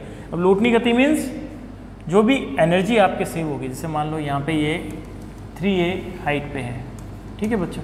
तो अब mg पहले अपने को क्या निकालना पड़ेगा? इसकी वेलोसिटी कितनी है, ठीक है? तो mg साथ में h कितनी है, ये 3 है। ठीक है बच्चों, mg 3 है। इसका सेंटर मास यहाँ पे है माइनस, ये मैंने माइनस का साइन क्यों लगाया, क्योंकि जब ये यहाँ पे पहुँचेगी तब ये a हाइट पे तो वैसे ही होगी mga। ठीक है, तो half I omega square plus half M V square. ठीक है बच्चों, बस समझ में आ रही है। अब mg इंटू में 2a, ये तो फंडा बन गया। अब हाफ, अब कौन सी बॉल है, रिंग है, तो mr square omega square plus में हाफ एम वी स्क्वायर। ठीक है बच्चों, अब m से m उड़ा दो। ठीक है, अब v equal to R omega, ये रिलेशन एक पता है अपने को, v equal to R omega यहाँ पे रख दो, तो v square by 2 v square by 2, ये तो v स्क्वायर ही हो गया। v square equal to 2ga, तो v इक्वल टू कितना आ जाएगा, √2ga। बात समझ में आ रही है। Where is the lowest point, the speed of the centre of the ring. ठीक है, अब इसके सेंटर ऑफ द रिंग की स्पीड चाहिए मेरे को। ये तो दृढ़ता से गड़ी हुई है, मतलब ये हिलेगी नहीं। ठीक है ना, ये तो बहुत ही दृढ़ता पूर्वक मैंने गाड़ी हुई है। अब इस जो रिंग है, छोटी रिंग जो नीचे आ रही है, उसके सेंटर की स्पीड चाहिए, तो वो मेरे को आ गई v इक्वल टू √2ga। देखो बच्चों, इस क्वेश्चन को देखें। A solid sphere is rolling without slipping on rough surface. ठीक है, it collide elastically with an identical another sphere at rest, there is no friction between the two spheres. ठीक है, दो स्फीयर है, ये पहले रोलिंग कर रहा है, तो इसके पास ओमेगा भी होगा और v भी होगा। ये सेम स्फीयर है, जैसे ही संघट होगी, जैसे ही टक्कर हो गई, इसने इसको v दे दिया। अब इसके पास नेक्स्ट केस के अंदर क्या बच गया, ओनली ओमेगा। जब ओमेगा होगा तो फ्रिक्शन कहाँ लगेगा, आगे की तरफ। क्यों, मैंने आपको बताया था फ्रिक्शन किस में सहायता करेगा, v equal to R omega बनाने में। एक ऐसी सतह के लिए जहाँ पे u इक्वल टू 0 हो, उस सतह के पास। ठीक है, उस सतह के पास मैं स्लैब को साथ में लेके चल रहा हूँ। ठीक है, v equal to R omega होगा। तो मैं इस पॉइंट के अबाउट यदि एंगुलर मोमेंटम कंजर्व करवा दूँ तो पहले की यदि मैं बात कर रहा हूँ 2/5 mr square omega equal to ये L initial equal to L final. ठीक है बच्चों, 2/5 mr square omega dash plus में m v dash r। m v dash r क्यों, वापस याद कीजिए। यदि नेट लास्ट के अंदर v डैश बन रहा हो, r इधर, ये भी अंदर की तरफ, ये भी अंदर की तरफ, इसलिए मैंने क्या कर दिया, प्लस। ठीक है बच्चों, m से m उड़ा दो। अब मेरे को पता है फाइनल जो कंडीशन होगी वो क्या होगी, v dash equal to r omega dash. ठीक है, तो v dash equal to r omega dash यहाँ पुट कर दो, तो ये 2/5 r square omega is equal to 2/5 omega dash r square plus के अंदर जैसे ये यहाँ पुट कीजिएगा तो क्या हो जाएगा, ओमेगा डैश r स्क्वायर। ठीक है, ये आ जाएगा 7/5 2/5 r square omega is equal to 7/5 omega dash r square. ठीक है बच्चों, r स्क्वायर से r स्क्वायर। ठीक है, अब omega dash is equal to कितना आ जाएगा, omega dash is equal to 2/7। ठीक है, linear velocity of the first sphere. ठीक है, अभी इसको अपने को निकालना क्या था, लीनियर वेलोसिटी निकालनी थी। अपन ने निकाल क्या ली, ओमेगा डैश निकाल ली, तो 2/7 ओमेगा आर भी तो आएगा, ओमेगा आर नहीं आएगा, ओमेगा आर भी तो आएगा। कैसे, ध्यान दीजिए, ये ओमेगा कैंसिल आउट थोड़ी हुआ, ये तो ओमेगा डैश आया, v डैश इक्वल टू क्या आया, 2/7 ओमेगा, साथ में क्या आ जाएगा r, तो v डैश क्या आ जाएगा 2/7 ओमेगा r। बात समझ में आ रही है। तो मैंने क्या किया, इस पॉइंट के अबाउट यहाँ पे एंगुलर मोमेंटम कंजर्व करवा दिया, लास्ट मैंने ओमेगा निकाल लिया, एंगुलर वेलोसिटी निकाल ली, अब वो 2/7 आ गई। अब मैंने देखा भाई क्या चीज़ काटने में रह गई मेरे से, तो ओमेगा रहेगी, तो मैंने ओमेगा पुट कर दिया।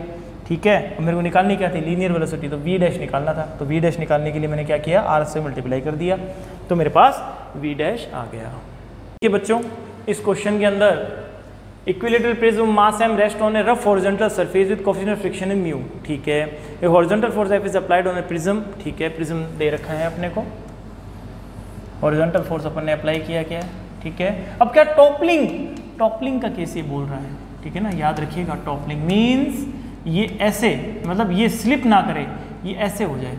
तो टॉपलिंग का केस जब भी होगा तो हमेशा ध्यान रखना, जिस साइड से फोर्स लगा रखा है उसके जस्ट अपोजिट साइड के अंदर नॉर्मल यहाँ तक शिफ्ट हो जाता है, और यहाँ पे आप फ्रिक्शन लगा दीजिए, यहाँ पे आप mg लगा दीजिए। अब आपने सॉल्व कर लिया है, ठीक है। अब देखना कैसे, नॉर्मल तो सॉल्व कर लिया, डायग्राम तो बना है। डायग्राम मीन्स हाफ से भी ज़्यादा सॉल्यूशन आपने कर दिया।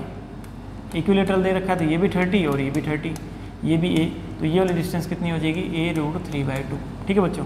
अब क्या है, मेरे को रिलेशन किसका निकालना है, मात्र मेरे को f निकालना है कि एक्सटर्नल फोर्स में कितना लगाऊंगा। तो मैं इस पॉइंट के अबाउट सॉल्व कर देता हूँ। इस पॉइंट के अबाउट क्या होगा, नॉर्मल का जो टॉर्क होगा वो भी 0 हो जाएगा, f का टॉर्क है वो भी 0 हो जाएगा। तो डायरेक्टली मेरे पास रिलेशन क्या आ जाएगा, f a√3/2, ठीक है बच्चों। a√3/2 इक्वल टू क्या आ जाएगा, mg, और साथ में mg देखिए ध्यान से, mg कितना आएगा, a/2, तो 2 से 2 कैंसिल आउट, a से a कैंसिल आउट, f कितना आ गया मेरे पास, mg/√3, ये मेरे को मिनिमम फोर्स रिक्वायर्ड होगा, ठीक है बच्चों। आगे चलें, अगेन टॉपलिंग का केस। अब इस केस के लिए देखना क्या चाहिए मेरे को, force F is applied on top of a cube as shown in figure, the coefficient of figure between, friction between the cube and the ground is mu. If F is gradually increased, the cube will topple before sliding, then range of mu is, ठीक है। Physics के अंदर आपको पता होगा हमेशा अपन limiting condition को solve करते हैं, तो वापस वही टॉपलिंग का केस है। तो जहाँ फोर्स लगाया है जिस पॉइंट के अबाउट, उसके जस्ट अपोजिट इस तरफ वाला जो छोर है जो अपने कांटेक्ट में है, यहाँ पे आप नॉर्मल लगा दीजिए, इस साइड में फ्रिक्शन लग जाएगा, ठीक है बच्चों। ये यहाँ पे mg तो लग ही रहा है। मेरे को पर्टिकुलर निकालना क्या है, म्यू निकालना है। तो म्यू निकालने के लिए मुझे फ्रिक्शन की नीड तो होगी, ये तो पक्का है। तो मैं क्या करूँगा, सेंटर मास के अबाउट सॉल्व कर देता हूँ, ठीक है बच्चों। सेंटर मास के अबाउट सॉल्व कर दूँ, कोई दिक्कत नहीं है। अब देखिएगा ध्यान से, F इसको ऐसे रोटेट करवा रहा है, ठीक है, और जो फ्रिक्शन है वो भी इसको ऐसे रोटेट करवा रहा है, नॉर्मल इसको जस्ट अबाउट रोटेट करवा रहा है, ठीक है। तो मैं क्या लिख सकता हूँ, torque about centre of mass is equal to 0, बस इसी को सॉल्व करना है, दोनों टॉर्क इक्वल करने हैं। तो F इंटू में a/2 प्लस में F इंटू में a/2 equal to normal into में a/2, ठीक है। अब NLM वो मिस कर गए अपन, F is equal to F, NLM से ये इक्वेशन आ गई मेरे पास। जैसे ही इक्वेशन आई यहाँ पे मैं वैल्यू रखूँगा तो देखिएगा दोनों के दोनों क्या हो जाएंगे, डायरेक्टली फ्रिक्शन कर दो आप, तो यहाँ पे ओनली FA रह जाएगा। अब नॉर्मल जो होगा, नॉर्मल किसके बराबर है बच्चों, म्यू mg के बराबर, ठीक है। नॉर्मल किसके बराबर नहीं, म्यू mg नहीं, mg के बराबर, ठीक है। तो नॉर्मल किसके बराबर आ जाएगा, mg a/2, ठीक है। और फ्रिक्शन किसके बराबर है, म्यू mg के बराबर, ठीक है। तो friction mu mg a equal to mg a/2, mg a से mg उड़ा दो, तो म्यू की लिमिटिंग कंडीशन क्या आ गई, 1/2, मीन्स म्यू जो है मेरे को ज़्यादा ही चाहिए 1/2 से, ठीक है। 1/2 से ज़्यादा है वो एकदम सक्सेसफुल है, ये एकदम लिमिटिंग केस है। बात समझ में आ रही है, आगे चलें। चलिए बच्चों, तो रोटेशन को जितना शॉर्ट में हो सकता था बच्चों मैंने ट्राई किया है। आई होप आपको ये प्रयास मेरा पसंद आया हो सकता है थोड़ा बहुत मतलब मिस्टेक तो देखो फ्लो के अंदर हो जाती है, आई एम ए ह्यूमन, ठीक है। तो मिस्टेक की परवाह ना करते हुए जो चीज़ मैं सिखाना चाह रहा हूँ वो चीज़ आप प्लीज़ सीखिएगा। हमेशा रोटेशन के क्वेश्चन को सॉल्व करने के लिए जो केसेस आपने ले रखे हैं वो ध्यान रखिए, और यदि आपके एक्सेलरेटेड रोलिंग मोशन है तो उसके अंदर वो g sin थीटा वाला फॉर्मूला है, g sin थीटा अपॉन में 1 + k²/r², वो फॉर्मूला आपको याद होना चाहिए एक्सेलरेशन का, एक्सेलरेशन ऑफ सेंटर ऑफ मास। यहाँ से जितना भी गेम खेला जाएगा वो सेंटर ऑफ मास के अबाउट या फिर किसी पॉइंट के अबाउट ऐसे ही खेला जाएगा, ठीक है। और इसके अंदर भी टॉपलिंग वाले केस के अंदर भी आपको क्या है ध्यान रखना है कि किस पॉइंट के अबाउट आपको निकालना है, मतलब किस पॉइंट के अबाउट आपको टॉर्क 0 करना है, बस वो चीज़ ध्यान रखनी है, उससे एक रिलेशन निकल के आ जाएगा, ठीक है बच्चों। तो मैंने ट्राई जितना हो सका मेरे से मैंने किया है, जितना शॉर्ट टाइम में हो सकता था उतना किया है, और क्वेश्चन के साथ किया है, ओनली थ्योरी नहीं ली, कुछ क्वेश्चन लिए हैं मैंने ताकि आपको भी ऐसा ना लगे कि ओनली थ्योरी पढ़ा दे, ठीक है। तो इट्स ओके, टेक केयर, ध्यान रखिए अपना, और प्लीज़ सब्सक्राइब कीजिए, शेयर कीजिए इस वीडियो को जितना कर सकें, क्योंकि ये प्रयास चलता रहेगा यदि आपका सपोर्ट मिलता रहे। ओके बच्चों, टेक केयर, बी सेफ।